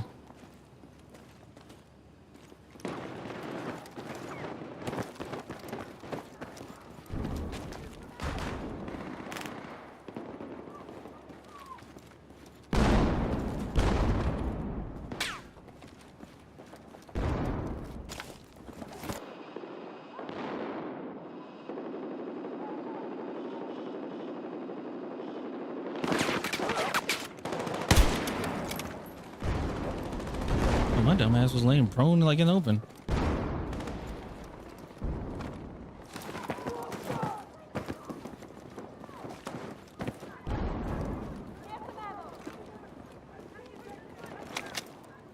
How many kills left with the scout? Oh, what? We're only level 22. me being sick and everything like that, and I haven't been playing off. Like I haven't been playing off stream. The only time when I play is like when I'm streaming, which is not good. I'm just making it worse on myself. Like really bad on myself.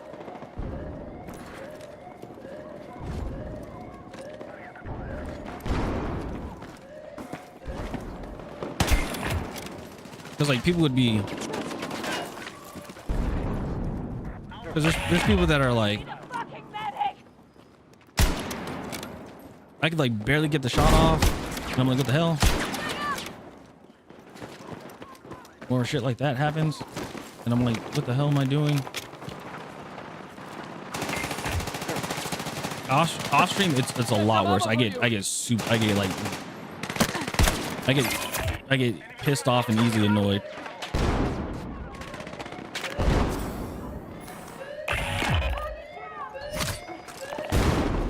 Because I'm just like, bro, like I'll get shot. Like I'll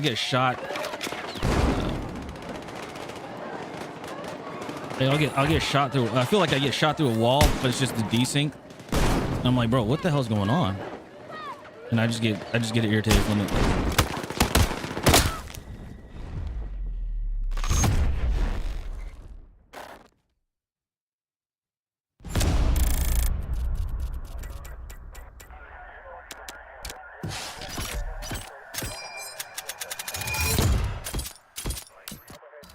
This map, the always shot from the back, yeah.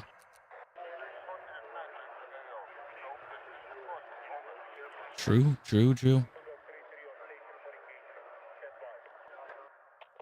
Playing games, sick as tough. My head be pulsing. You're a legend.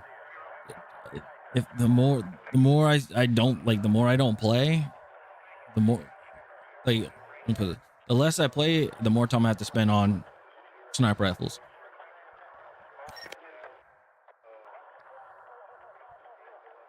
Let's put it that way. Like this, like I'm already like I already have all the LMGs done. Yeah, I have all the LMGs done. When I started this series, when I started the YouTube series, I got the LMGs done. I have, and then before that, I had the M4 done and the AK-205. I had those two weapons done before anything, like before even starting a YouTube series. So now it's just gotta do this.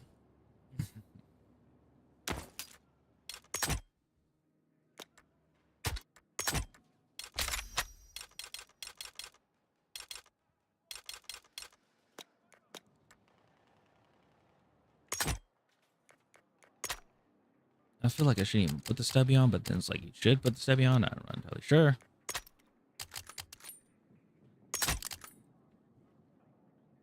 I need to get to 29 so I can get this.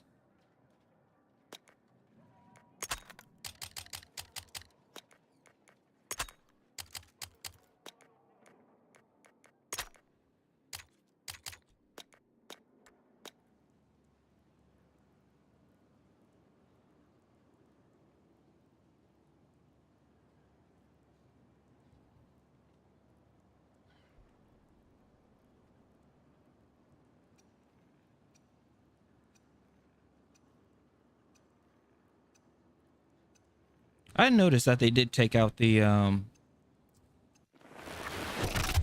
like your teammates tags or whatever. Like, you know how it showed like my player card and my title and everything.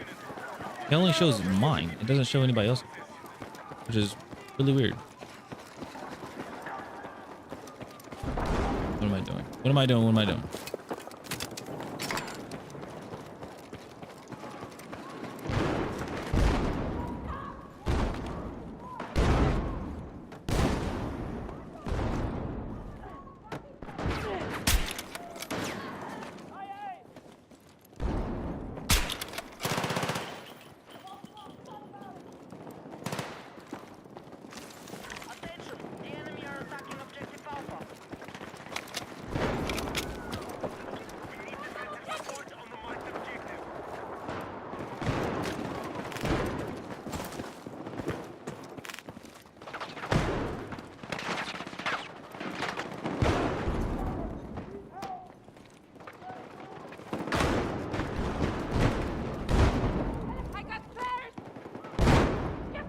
Those ladder. I was gonna say those ladders probably gonna screw me over.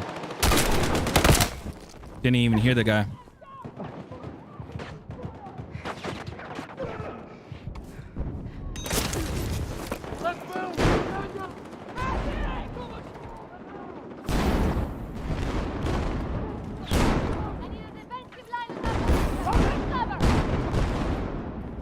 It's said that you got like you're gonna have to like you have to like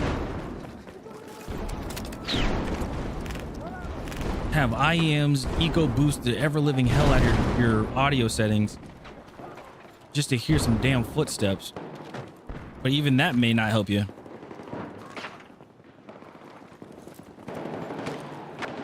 Like that may be non-existent.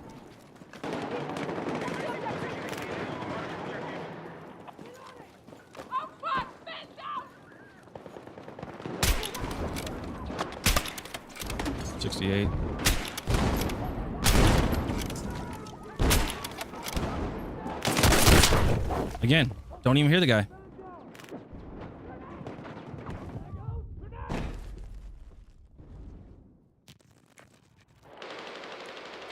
Again, they talk about, oh, we fixing the audio. They addressed it 3 damn times. Nothing.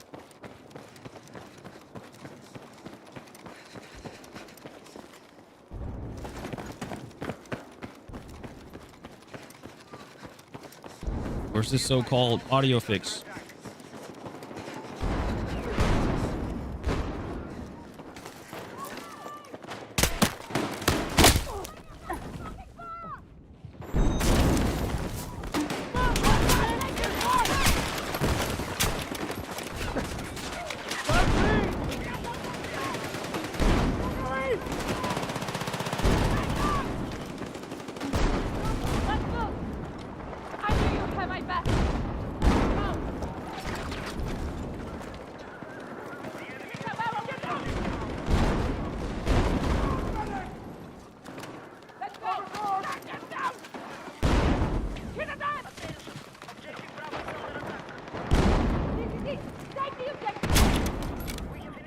I'm sorry, how did that not hit?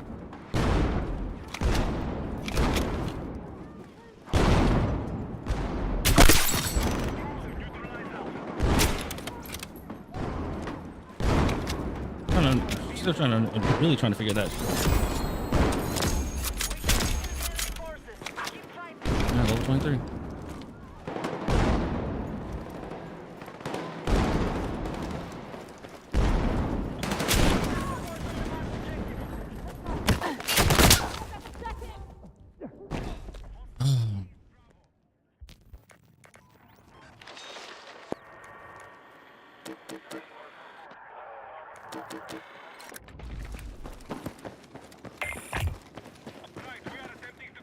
Chad, just remember, if you're not good with sniper rifles, your best bet, just hit marker people. And hopefully your teammates get the kill. Yeah, buddy. Buddy has Astros and he has to tweak the audio box based on certain maps and for footsteps. Yeah, it's not. No game should have to do that. I'm just gonna put it that way.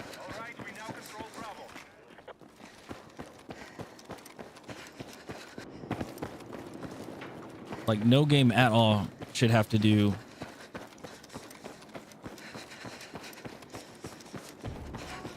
Yeah, no, like none at all.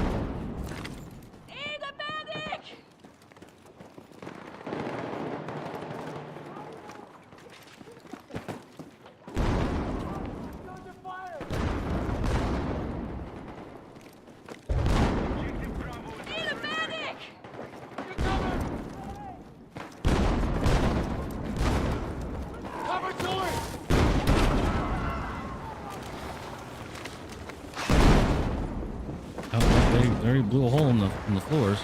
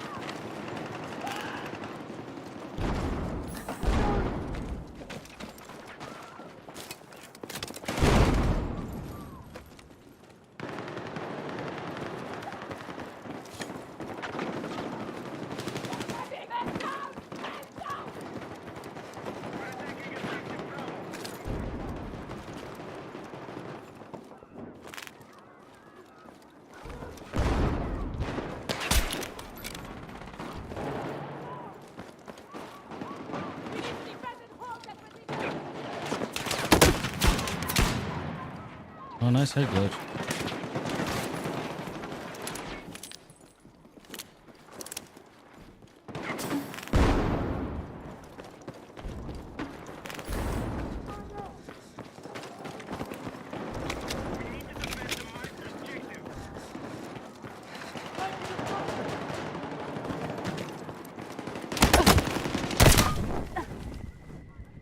Oh.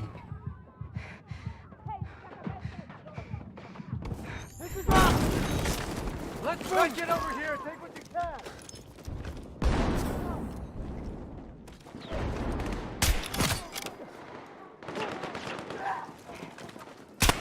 29.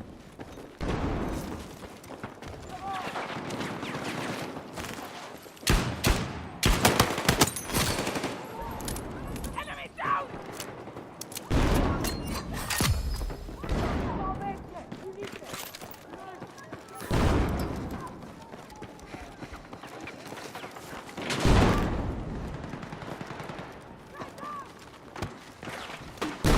I'm out!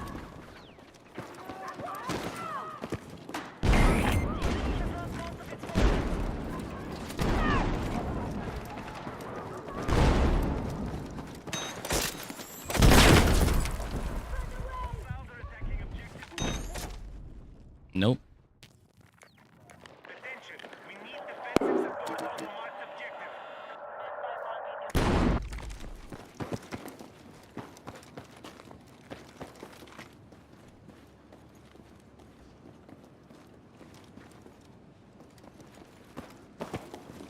Our control of Bravo has been lost.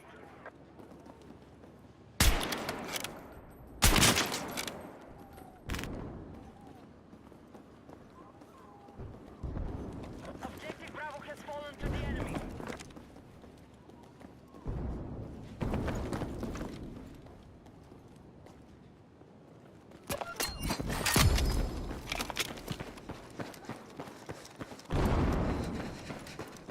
The enemy are attacking objective Bravo.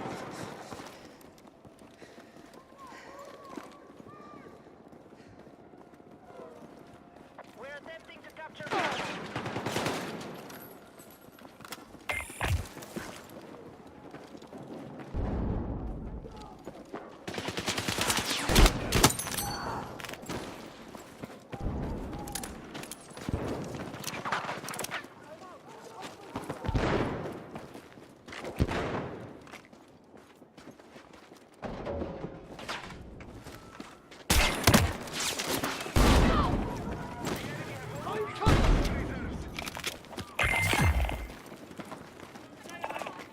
I'm still over.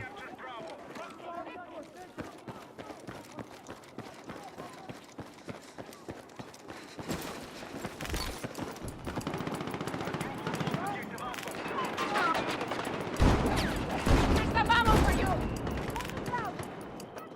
In the area. Take the objective. We got a man down.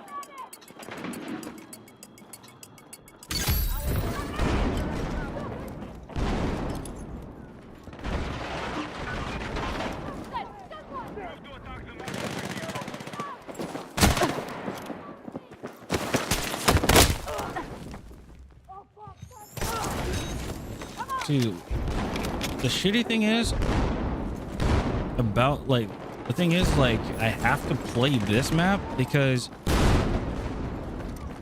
if I play Breakthrough or Rush on any other map, it's open and they have those mortars where you could just fire from you could fire from headquarters, and if you're standing still you receive more damage.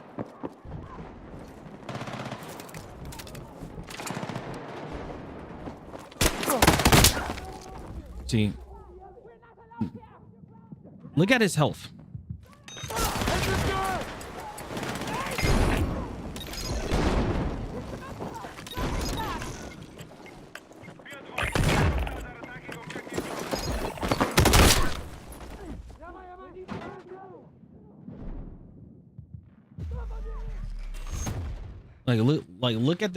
Look at the guy's health. Shot with the sniper rifle. He's very close. And I got 81 damage.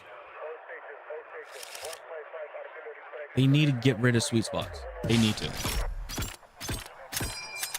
I don't even care after when I'm done with sniper rifles. They just need to get rid of it.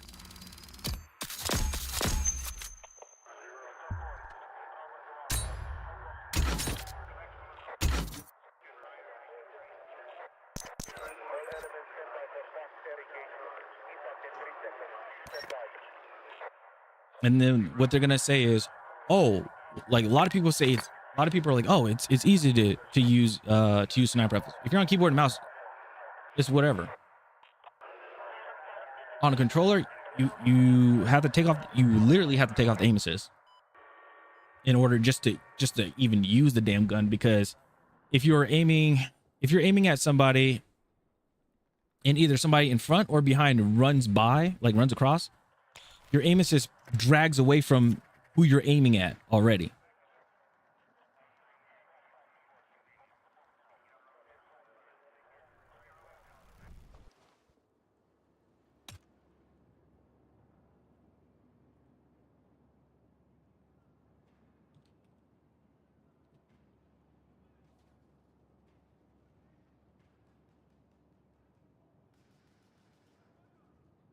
So that's already a big issue there. So it's like,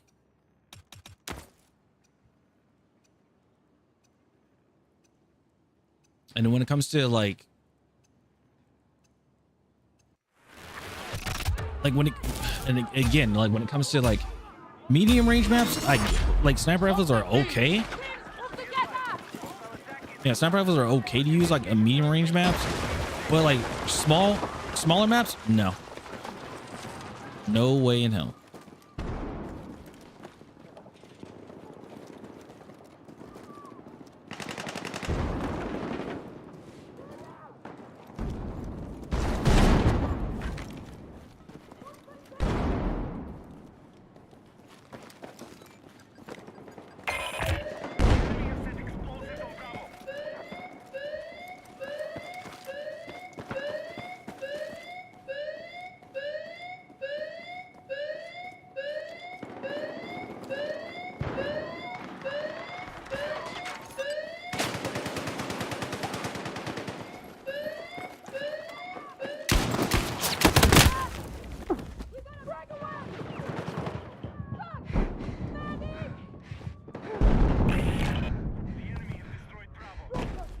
I like an Apex, the aim assist would always target the knock players. Yeah.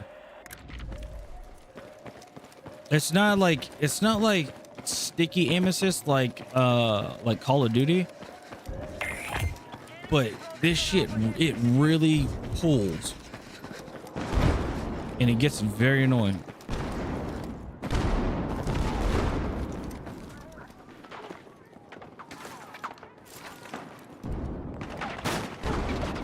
And like, let me put, like, this is what I mean. What they need to do, like, just have it bounce from both worlds.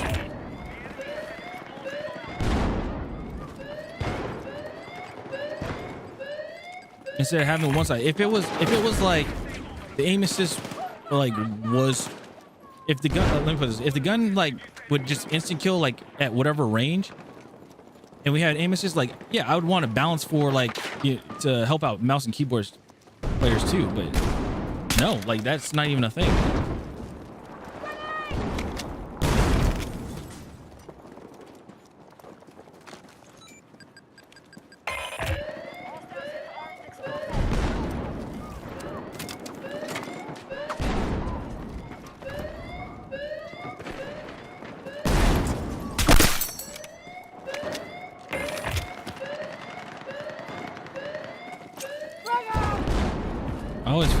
I always feel like I gotta catch people off guard in order just to get the kill.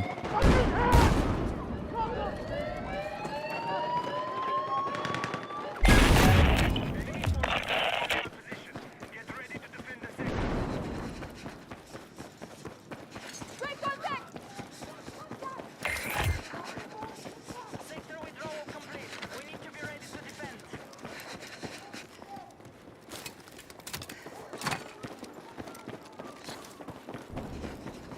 It's like you're fighting the aim assist. Yeah. So it's like you have to turn it, either you have to turn it completely off or have it at a very, very, very, very minimal. Be advised, hostiles are attacking. Hold them here and deplete their forces.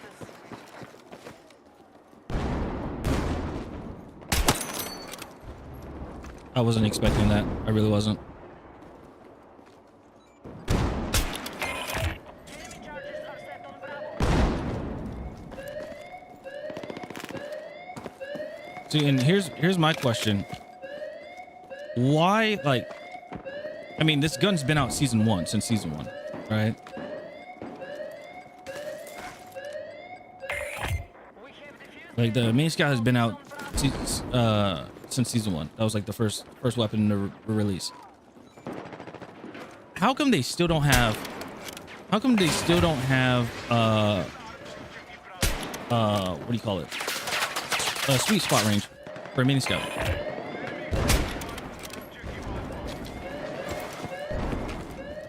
That's what I'm trying to figure out.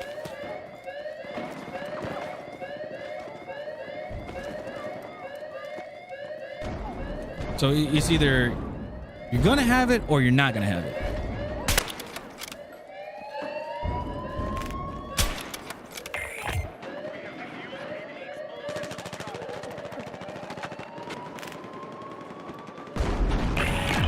the enemy have eliminated Alpha.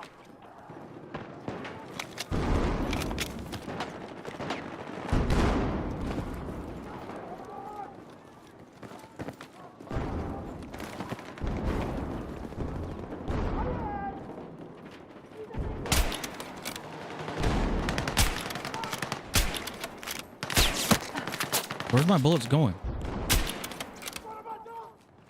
See, the slightest movement.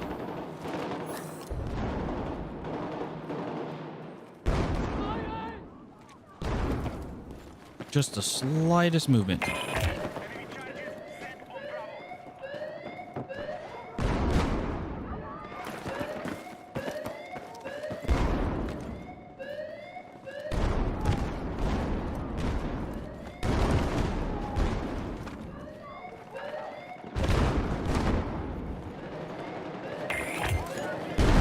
Reported.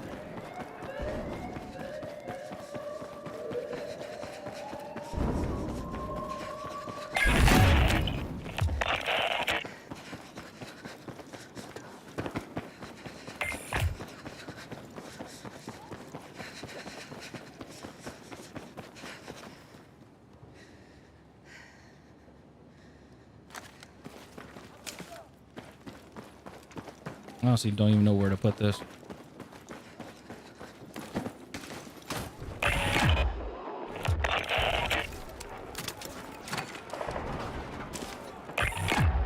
Enemy attack is confirmed.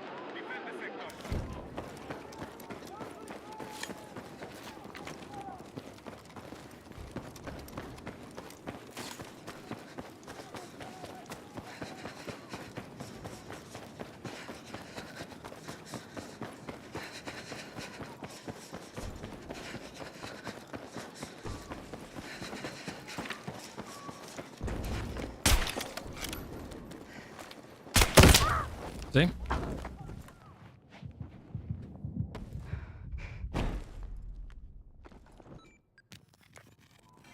You lose, you can lose, like, you can just lose to anything.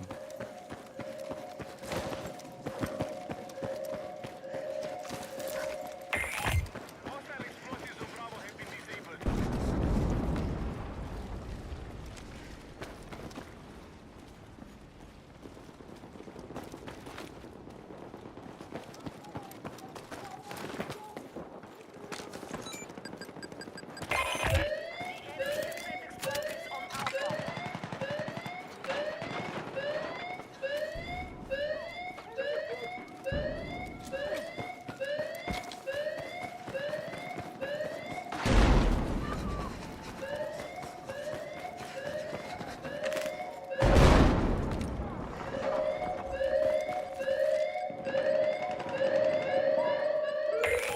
Enemy explosives on Alpha have been defused.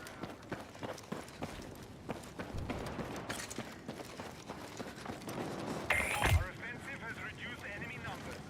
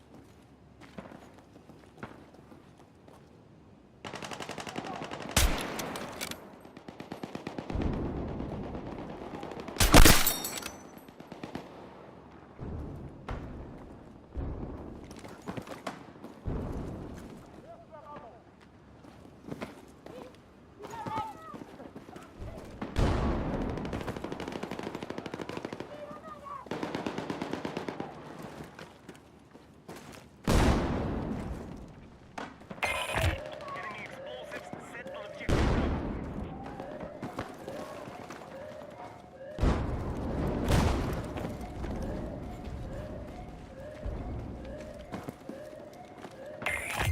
Enemy charges on Bravo have been defused. Here's my question. What's the point? What is the point of a... What's the point of me spotting if I can't see him? 76.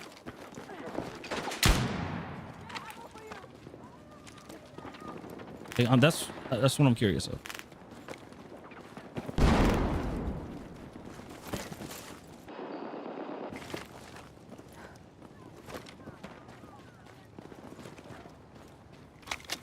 Enemy spot again. I'm guessing it's way down there, but the thing is, I wouldn't know because I can't see him. The enemy have expended most of their reinforcements. Hostiles have set explosives on Alpha.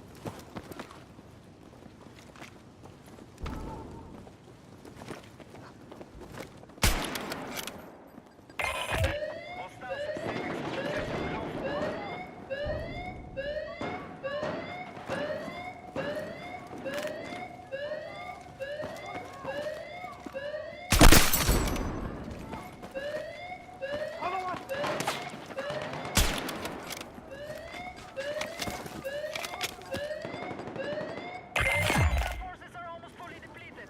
Do not stop.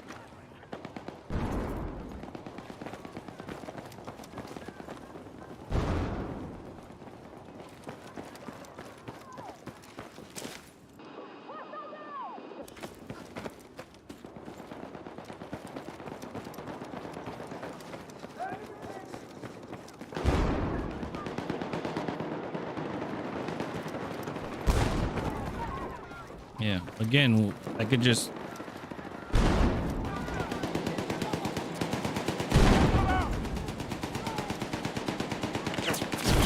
I could take my KD by just getting...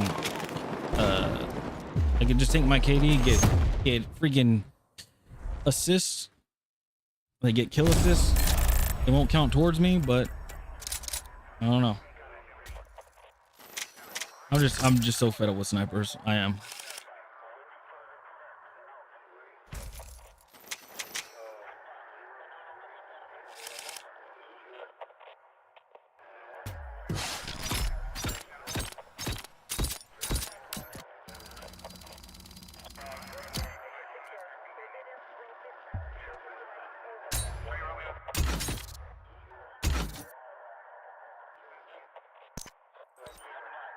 Yeah. I'm 5 points away. 1, 2, 3, 4. Yep. Only 5 points away from the CZ. But I have to wait until next week. Ain't that something?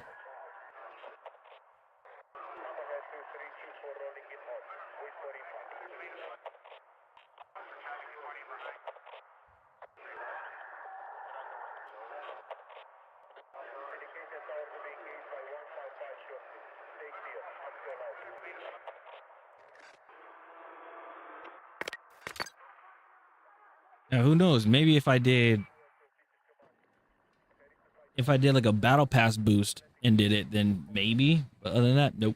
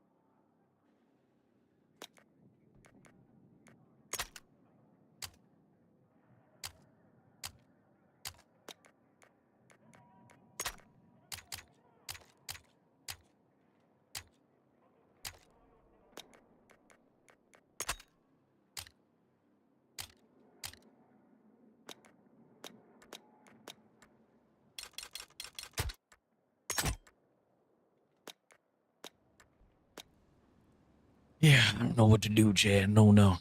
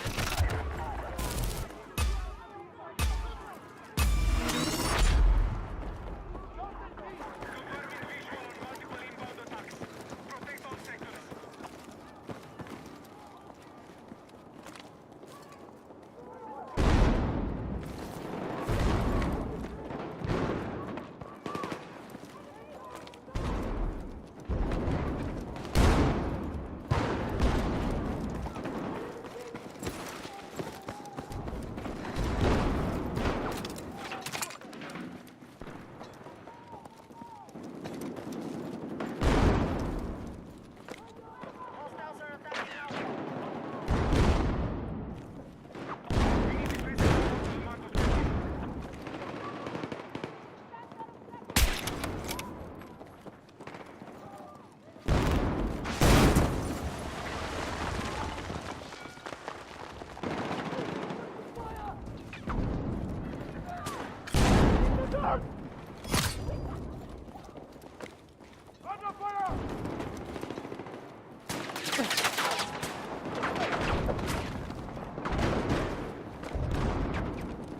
Yeah, that wasn't really necessary to do, but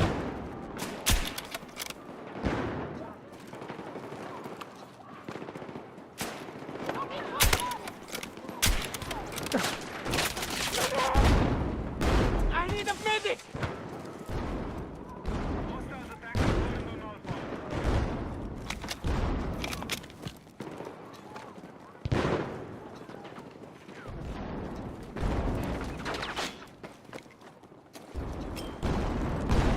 Drop this ammo!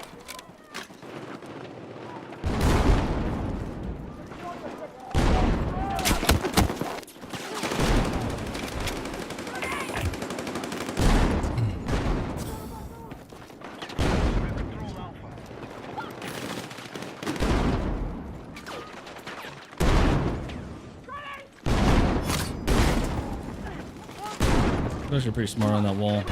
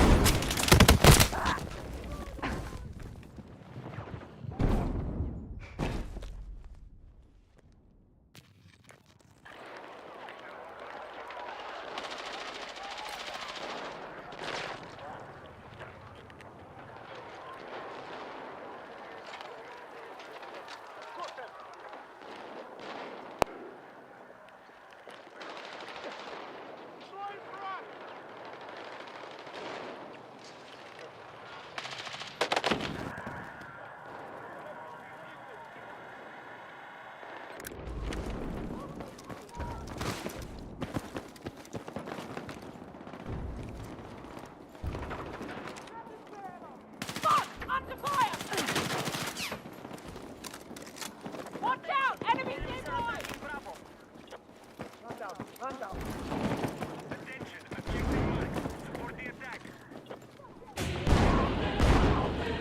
Hey, Renegade, what's going on?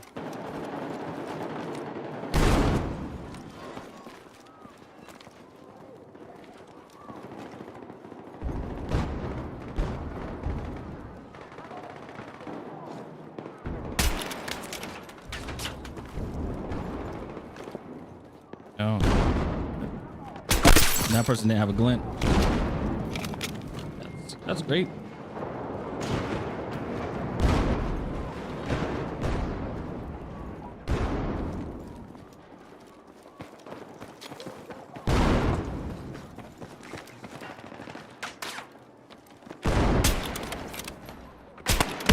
$66. Here's a best device. Have what you can.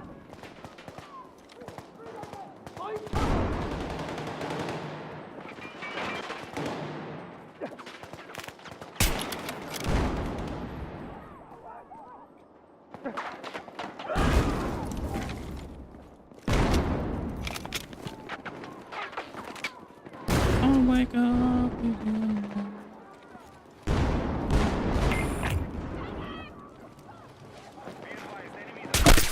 Down, lights up. Froyo! Can you guys not like, please? 75. 75.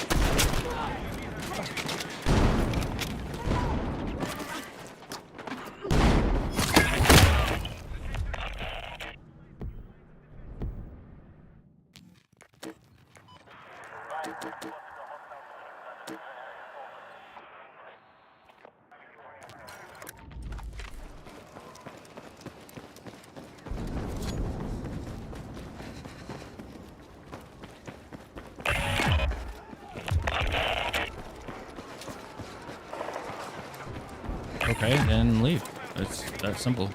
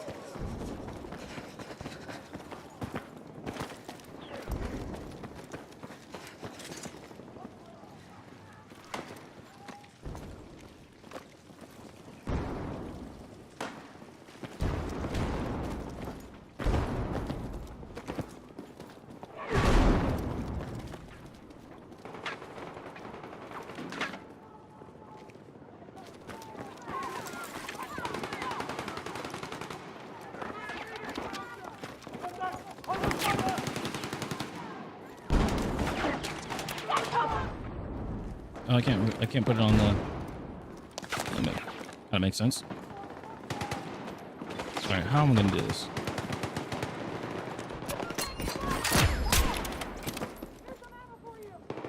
So now that round here. Yeah.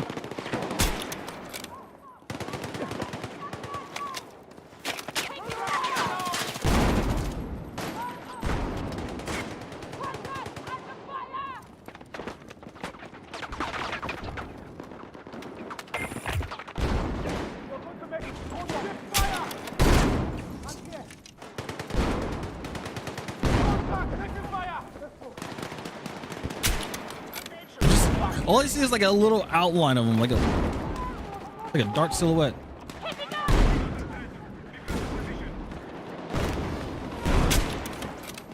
Aw.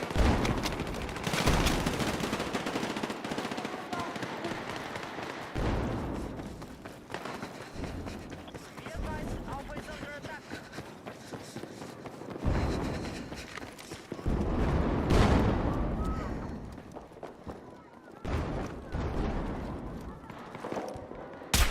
Shit.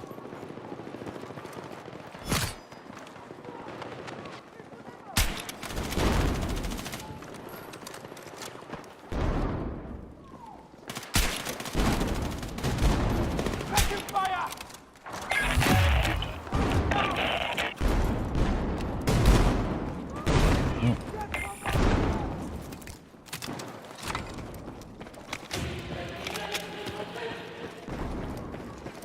What's up, Hans?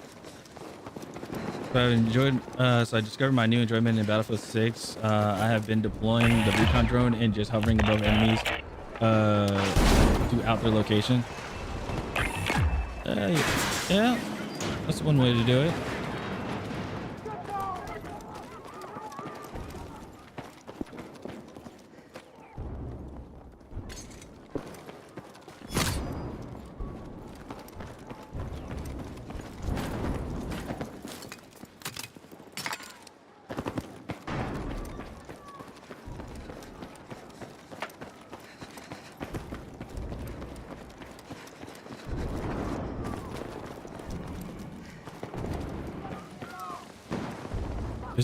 Isn't there a tunnel over here?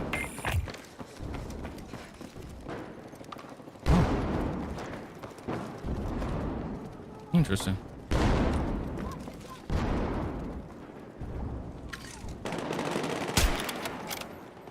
I thought there was a tunnel for the back.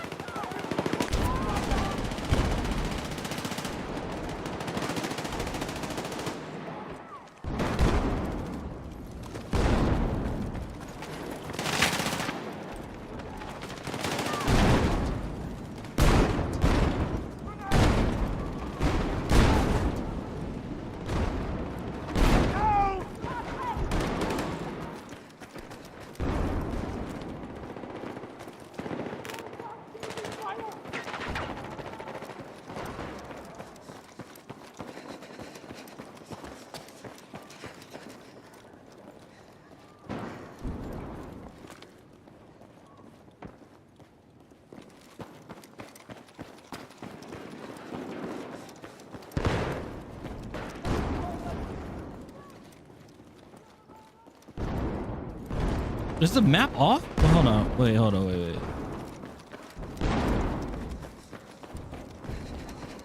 On the map, he looked a lot closer, but he didn't show up until he like peeked the corner. That's weird.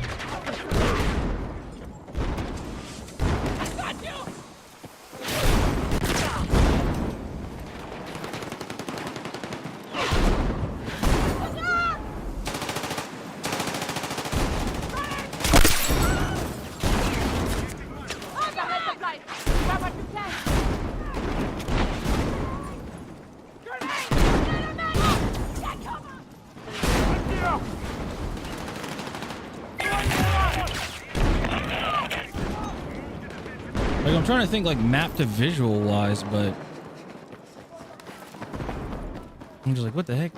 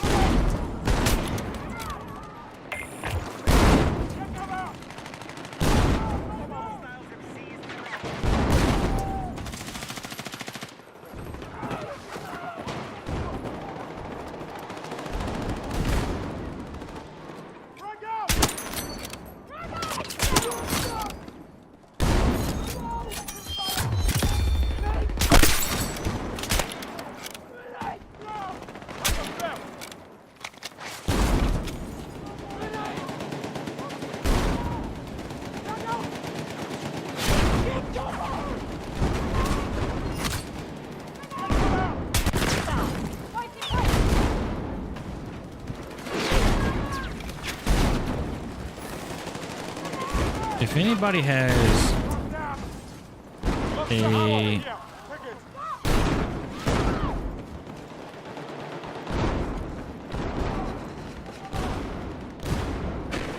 no, okay. So if anybody has the yeah, if anybody has the what do you call it? The APS, the grenade APS, that'd be very helpful.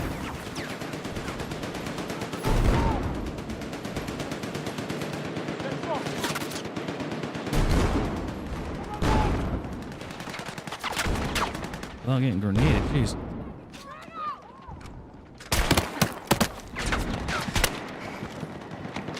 Excuse me?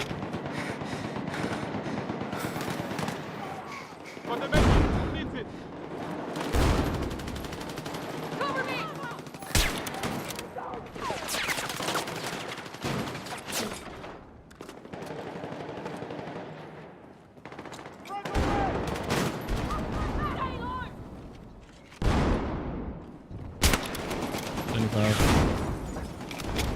I'm glad I moved.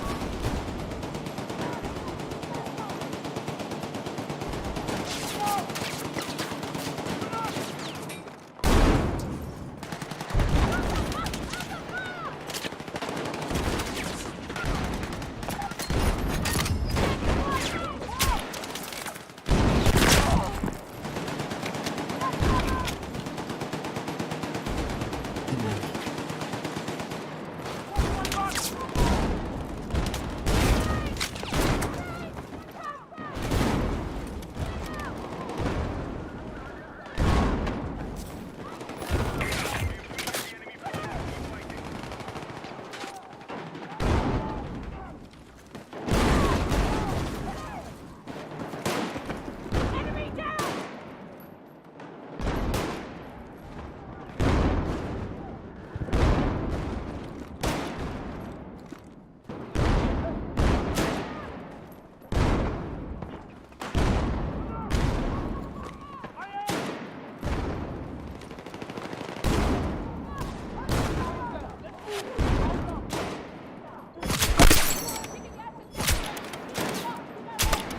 '53. Hostiles all over the place!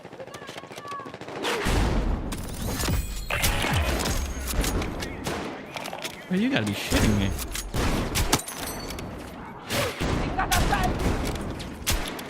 And he's just getting smoked.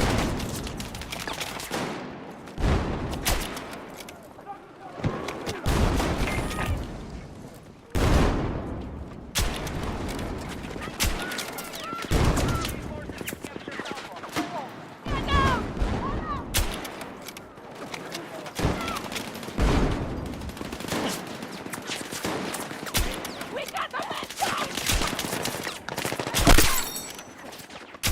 Thank you so much. Stay with me! Need a medic!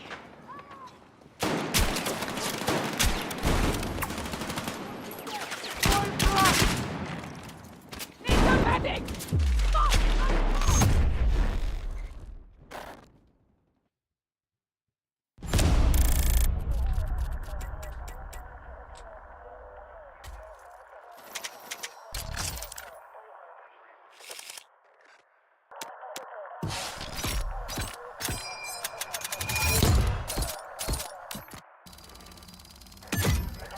All right, 24 rangefinder. Ugh.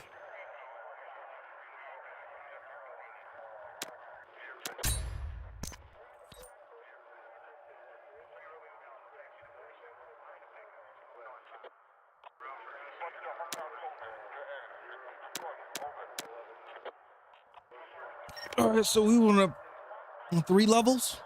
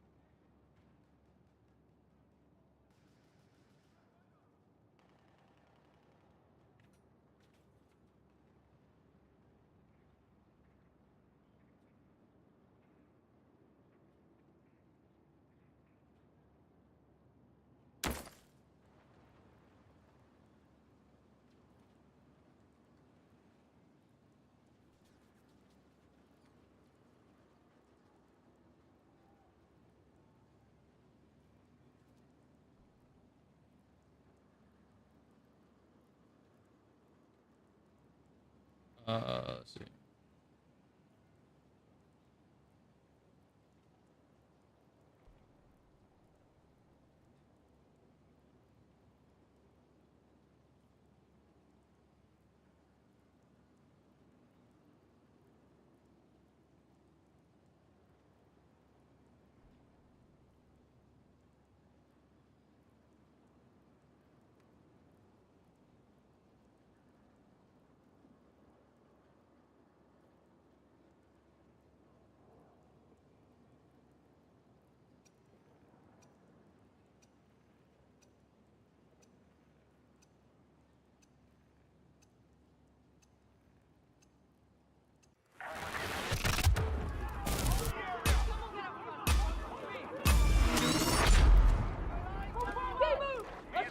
Hostile attack is inbound. Our communication terminals must be protected. Oh.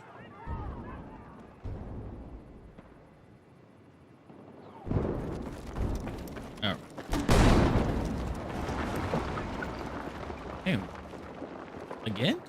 Defending? Yeah, defending again?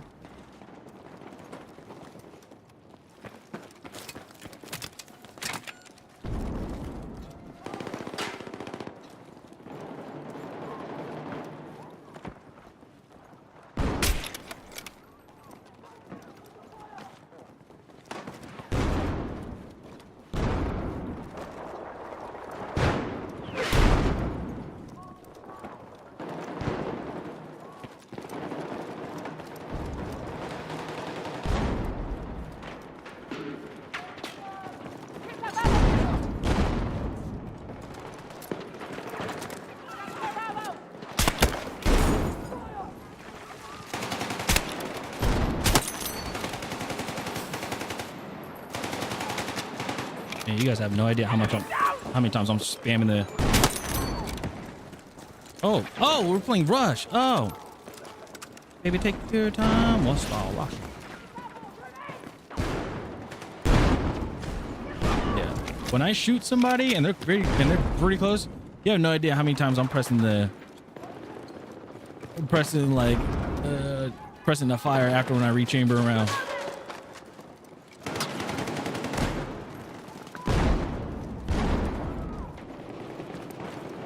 Looks like I'm playing a fighting game.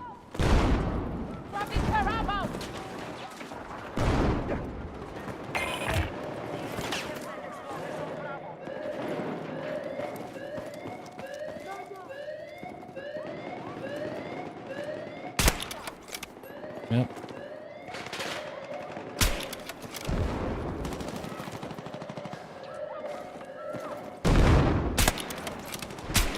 I don't know who I hit.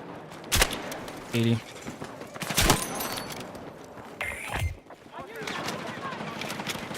Come out! There's a body. Oh fuck! Man down! Grenade!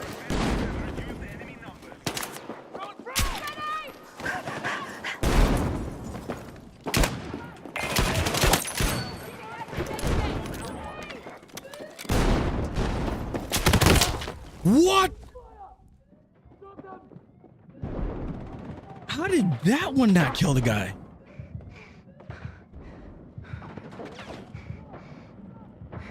The last kill at that range had one shot for bolt action rifles instead of the 2 for a kill. Yeah, I agree. Are they gonna do that? No.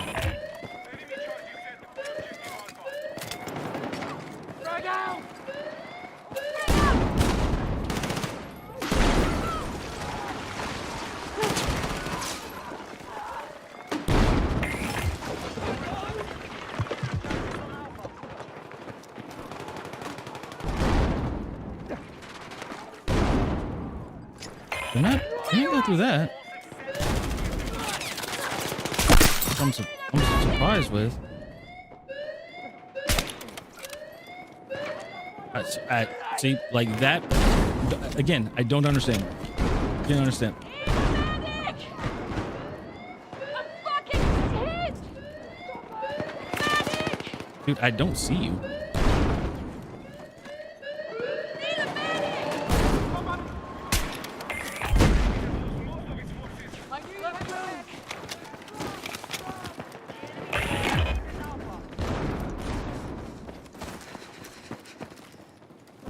I got first!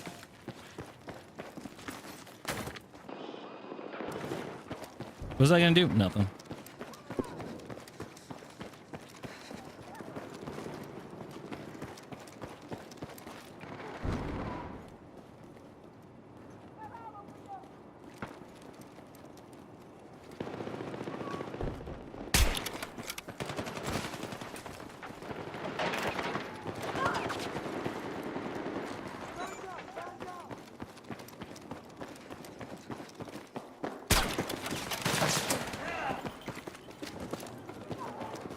Over here!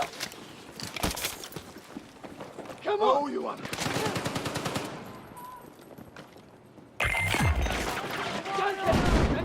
Grenade! Man down!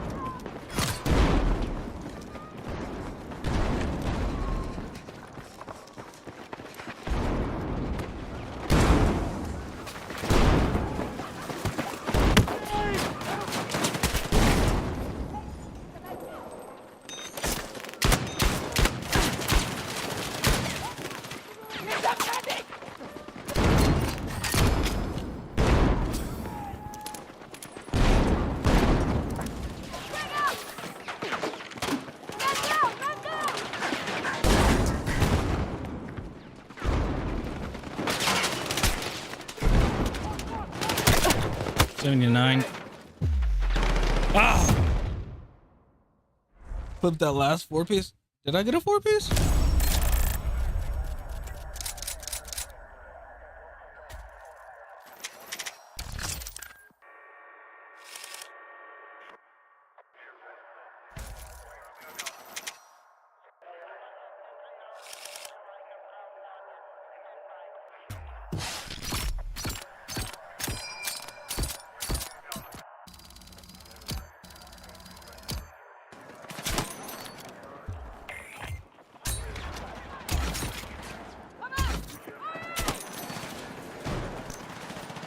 There's a body. Oh fuck! Man down!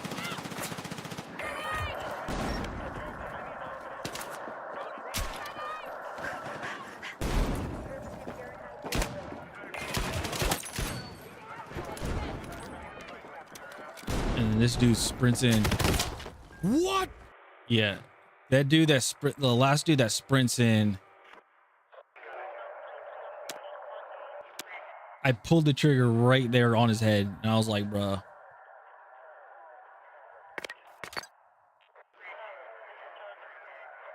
They should have gave me that.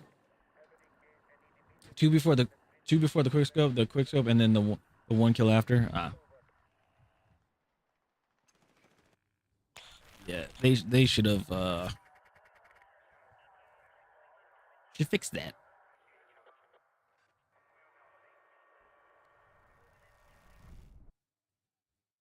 But I bet you. But here's the thing. I bet you if I had like a laser on it, oh, it'd be a whole different thing.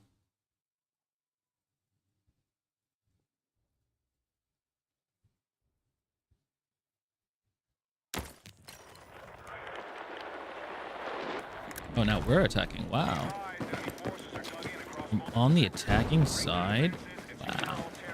That's crazy.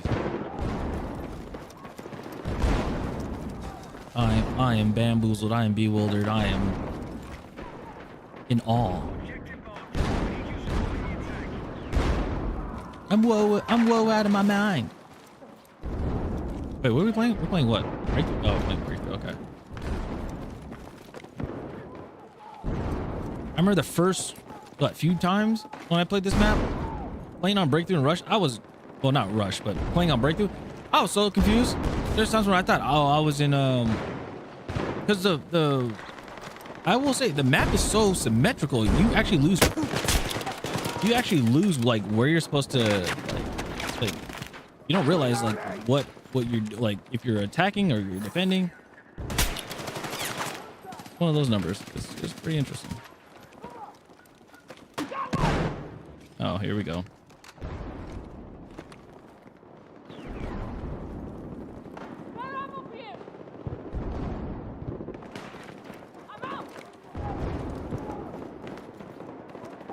The insane grenades. Big map in it.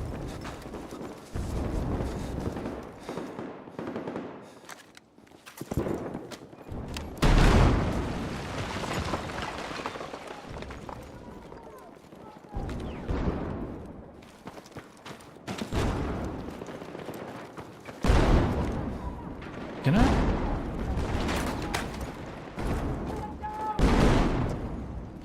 Unless we're right here.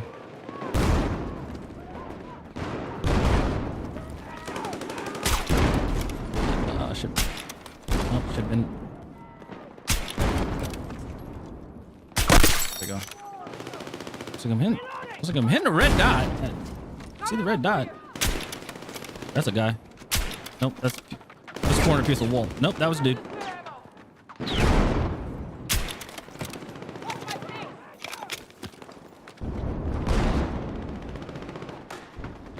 It's gonna be a guy right there. I'm gonna look away. Watch, I'm gonna look away. There's gonna be a guy that's gonna pop up right there. Shoot over there for a little bit.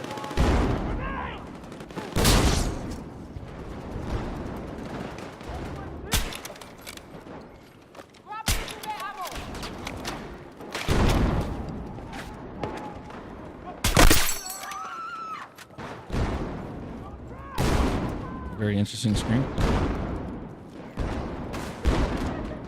I don't take joy in doing this. Really don't.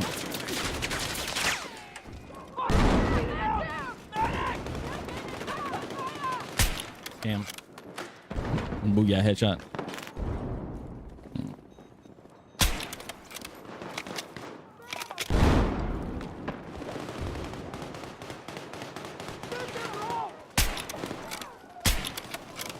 I see a dark.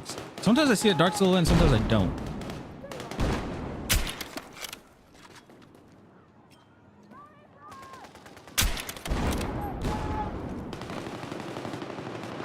So there's a sniper over there. I'm just wasting bullets.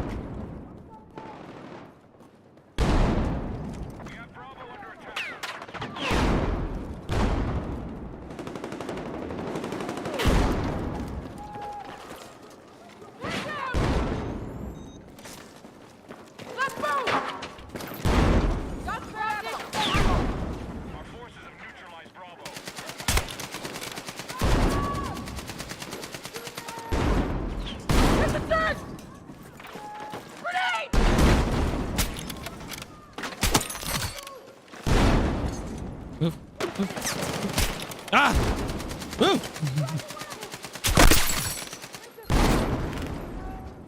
Stop. Stop, stop, stop. Yeah. Head down!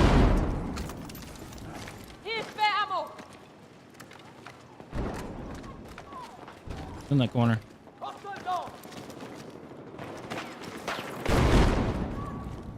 Well, that was interesting for a tiny bit. Nice. I don't have any more. Ammo for you! Successful. We've taken the enemy sector. Sweep the area for all So when people say, hostiles. they're like, stop giving up. We're trying to res. Yeah, but there are people that do bad reses. There's good res. There's good resing. There's good times to res, and then there's bad times to res. And a lot of people are just doing it to get the points, and that's not ideal.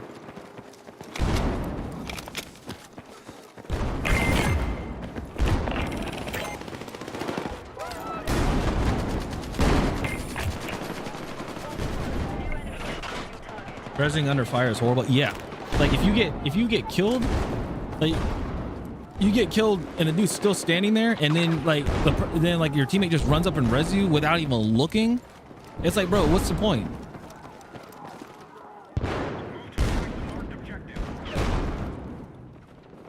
That's like it reminds me of what game was it? It reminds me of Battlefield 3, where like you get res and it says, do you want to accept it, and you can say no. But I will say there are times where I just want to die so I can switch a weapon or switch to a different class, but they're like, nope. Contact! Enemy infantry! I don't know how I'm gonna be able to see that.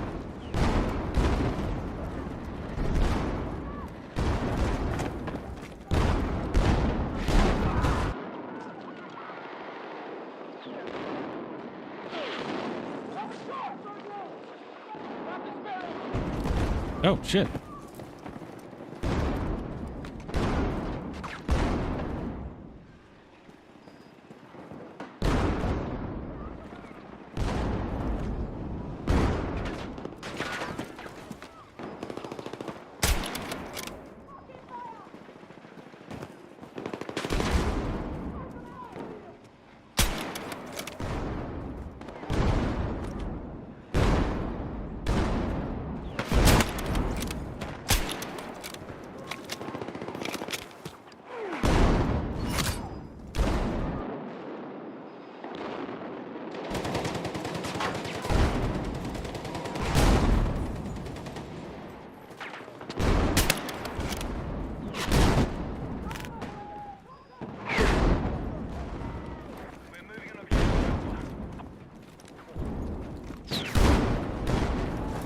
Ugh.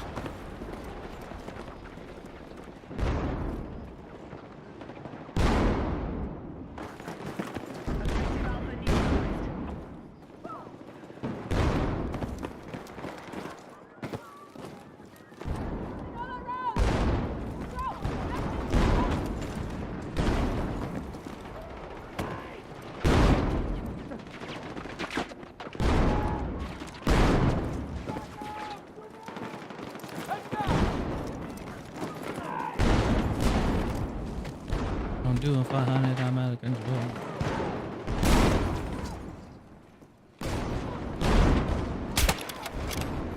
$72.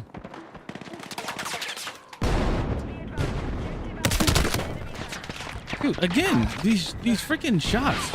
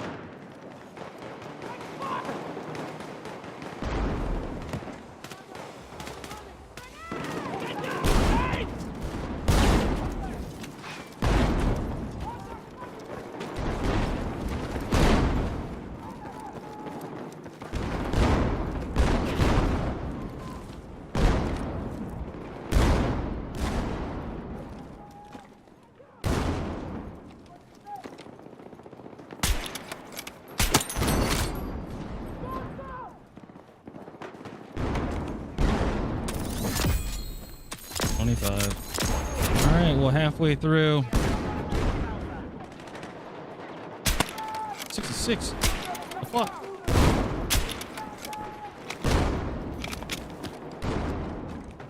It seems like when you move and then you stop, you have to wait like 1 or 2 seconds and then be able to fire to be like an accurate shot. That's what it seems like to me.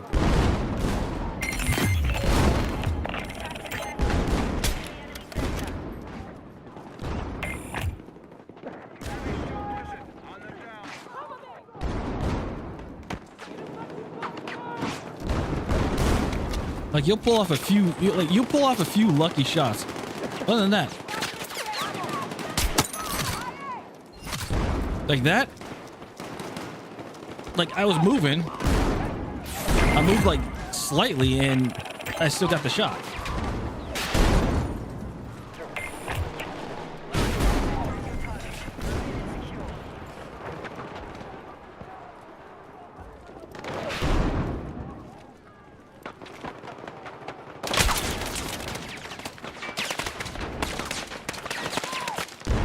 What happened to the no glint, like going through the smoke?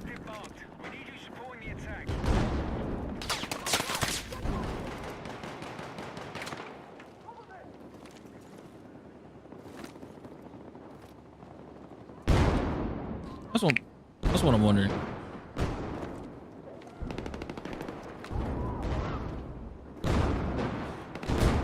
There's a dude way in the back.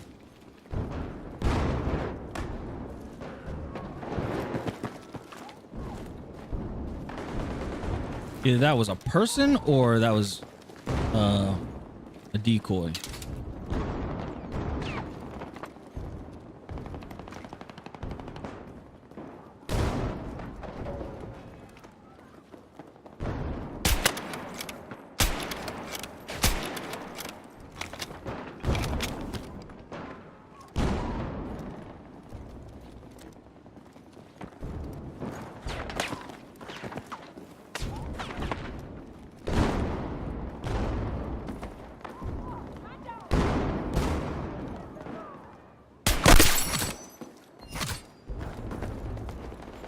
Why is this so...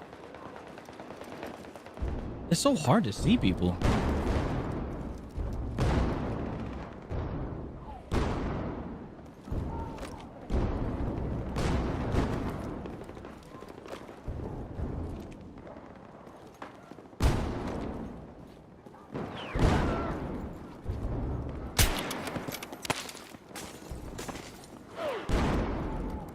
I don't even know if that's a person or not.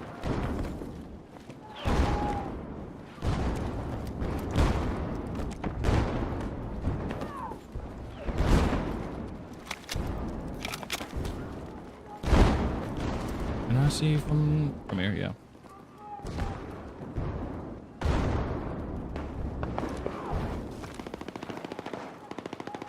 Whew. They do shotgun slugging.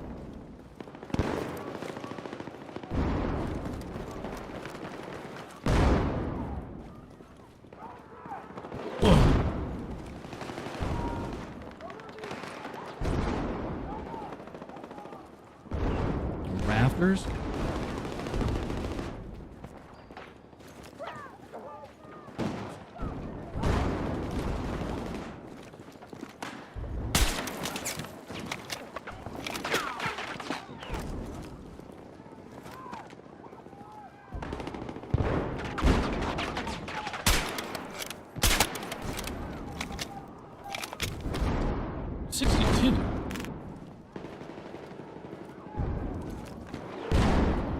I can't see nothing.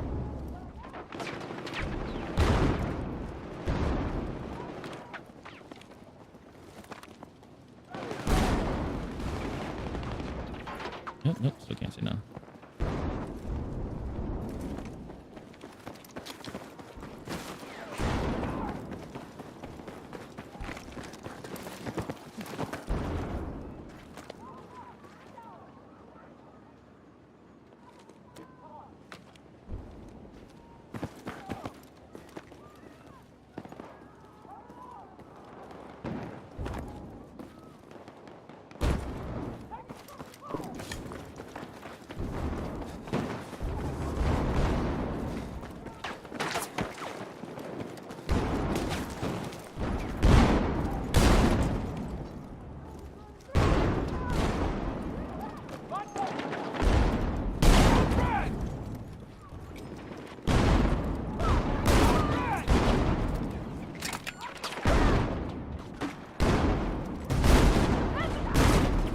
All right, I'm not gonna get one there.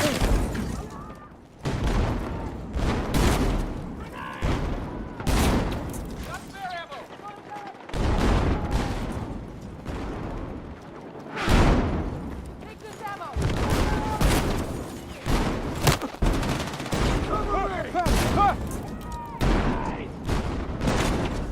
Right back! Come on! I owe you one! You have my back! Try cement place! Explosive ready! Charge set! Stand by!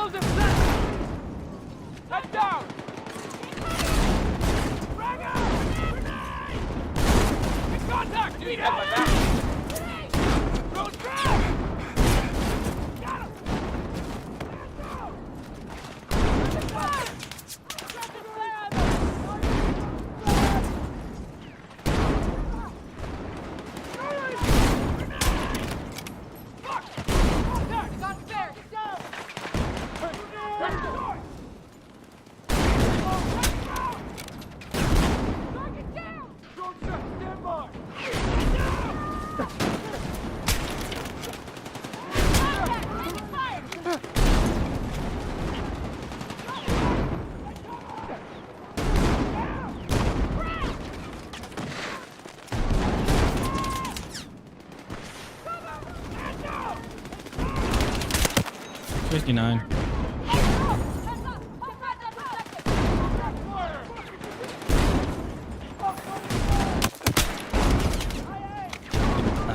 I don't see. I cannot see that guy.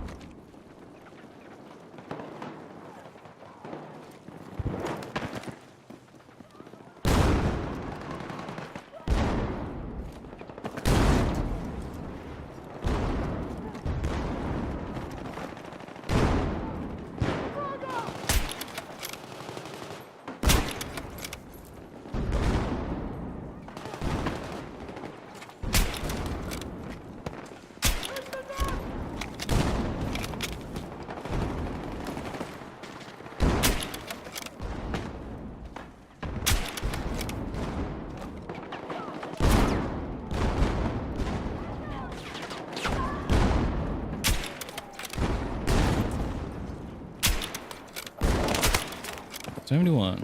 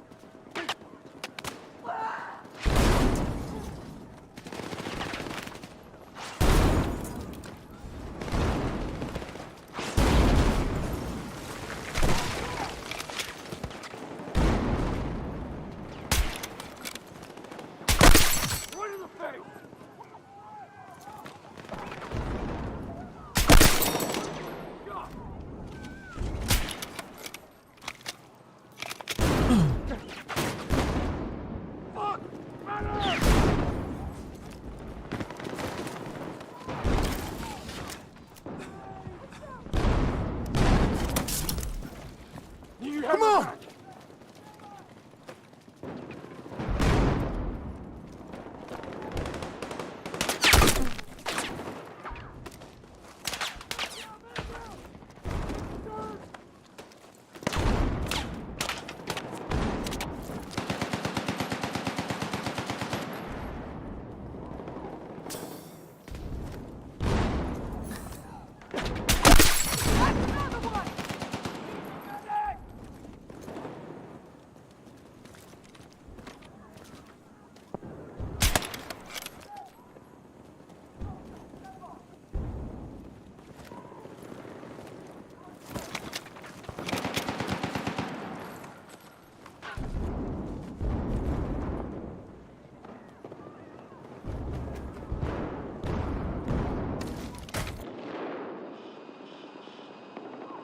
Enemy contact in my AO!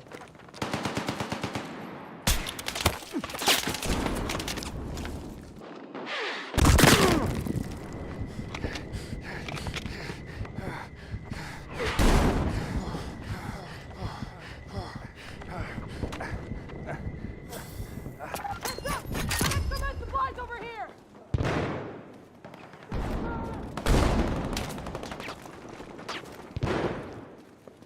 I do not. I literally do not see this guy.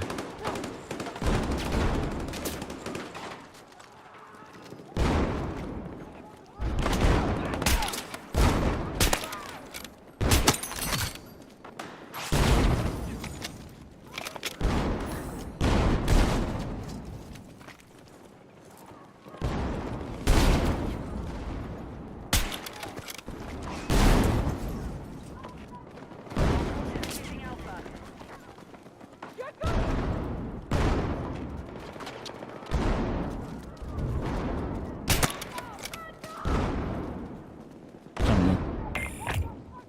Shot him right in his thigh.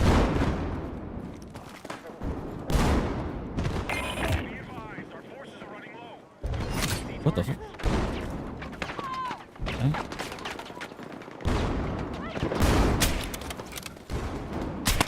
They glitching? Come over here, take it!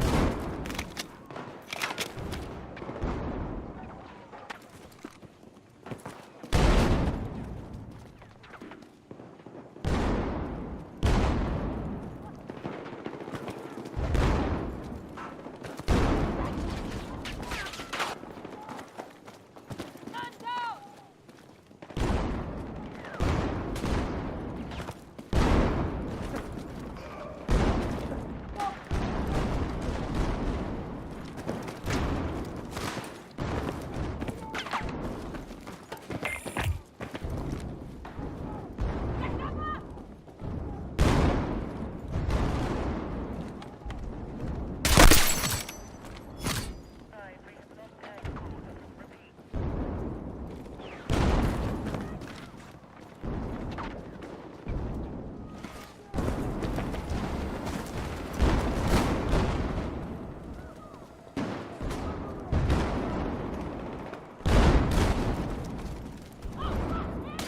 Ah, I'm out!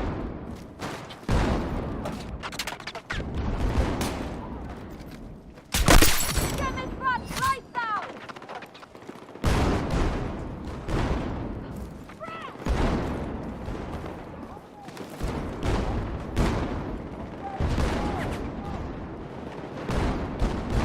That's a nice glint. Actually, that's like a smart.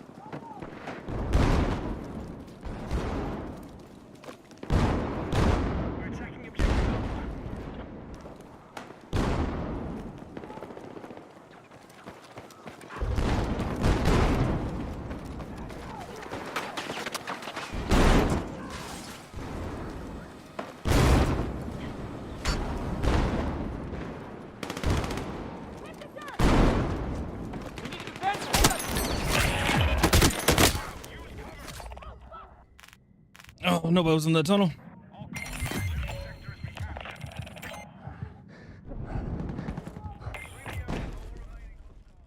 I got two coming out the gate. That was it.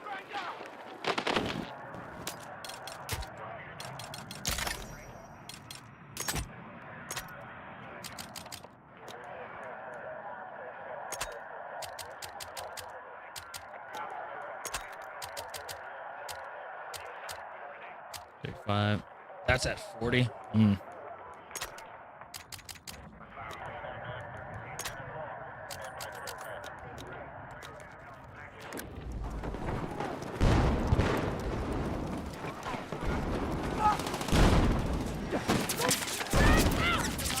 Get a man down! Get down! Gotta do this too. Have a charge! Under fire! I'd be super extremely highly pissed.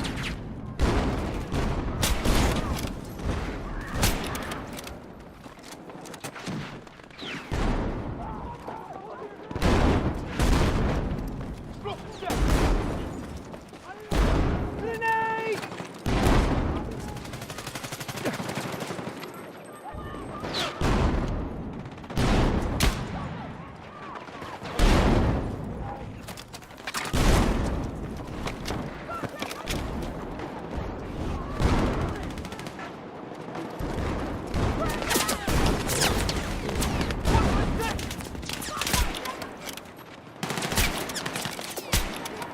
We're gonna back down!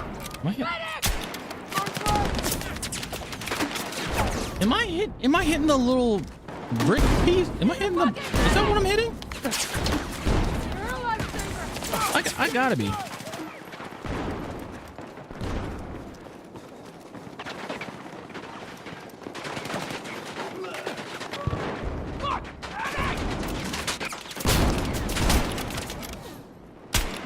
I see him. He's right there.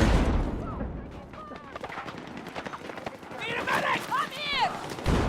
See, let's put that there.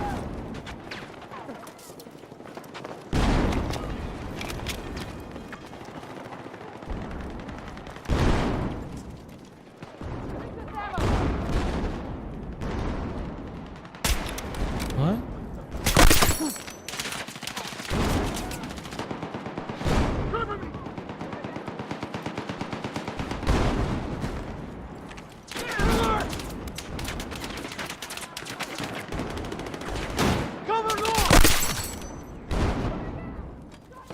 I gotta be a creeper. No, so I guess no sudden jolt of movements. You have to like just. I don't know. I'm just talking to my ass.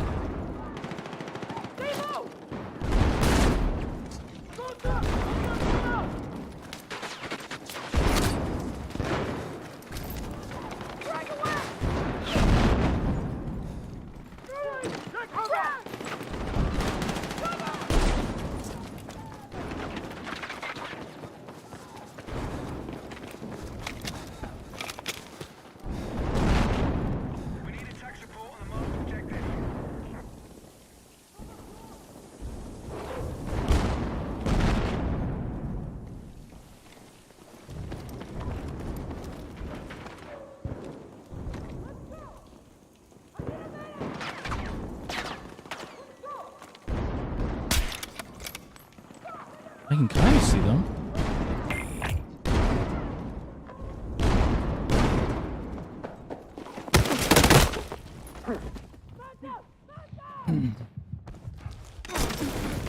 Come on!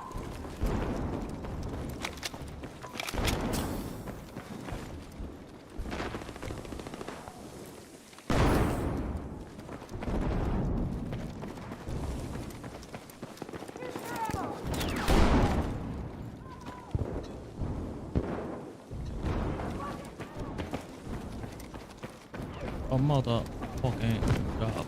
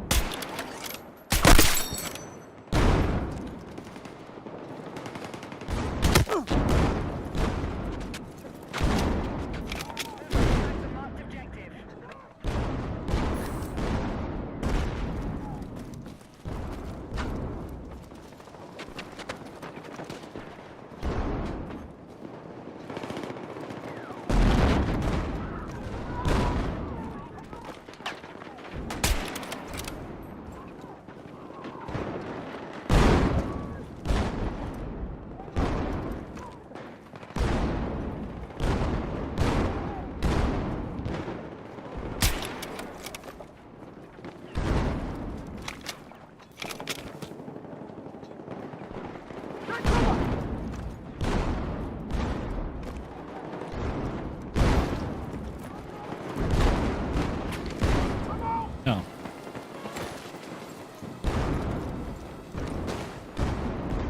I didn't know there was a thing right there.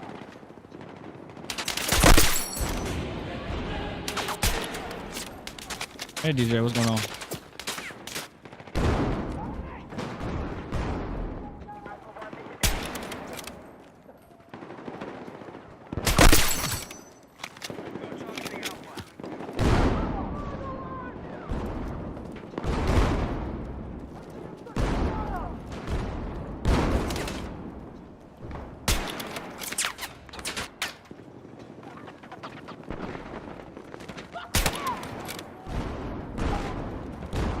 Telling I'm not buying, I'm lost.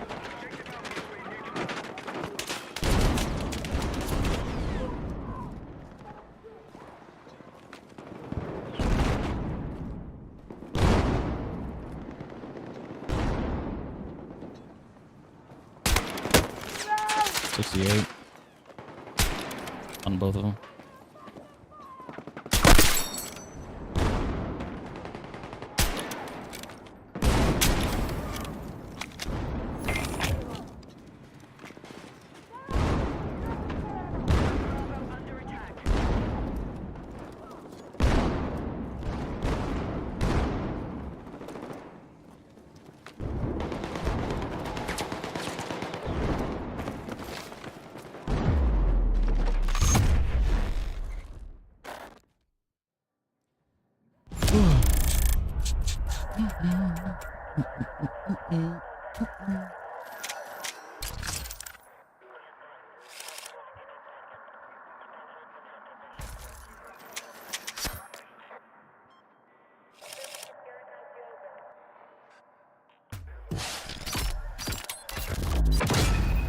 Oh, excuse me. Oh.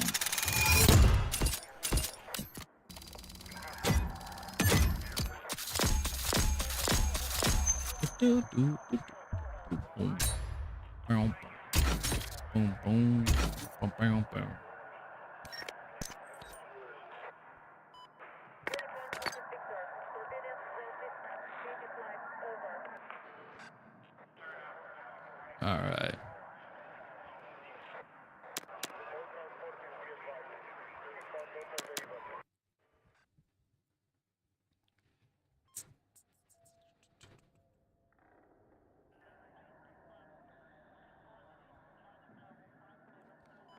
All right, loadout. So we went from 21 to 26. So we went to 5 levels. So that's not bad. We got long suppressor now. Does that make a difference? Fully hides in world spotting, reduces the long range where a soldier is spotted on the mini map while firing. Reduces hip fire. Okay. Fully hides in world spotting and reduces the range where a soldier is spotted on the mini map while firing. Reduces recoil buildup and improves recoil recovery at the cost of hip fire accuracy and weapon sway.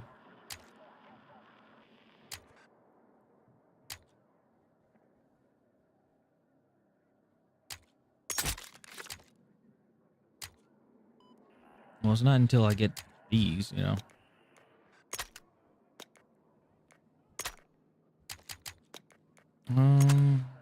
Skip. 31 is that, and 33 is the 10. Okay. I need to get to 29 so I can get this.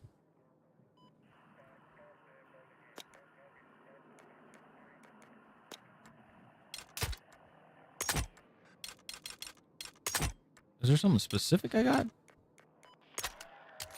Hollow point. Okay. What do I have on this one? Rangeable.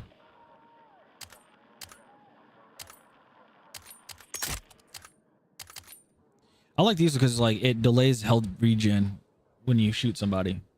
So you get you can get a good amount of damage in, but they can't immediately heal. So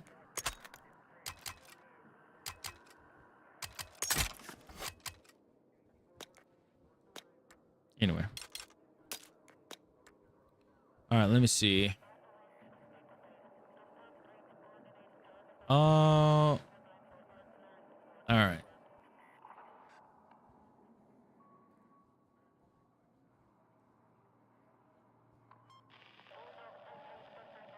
Who's on right now?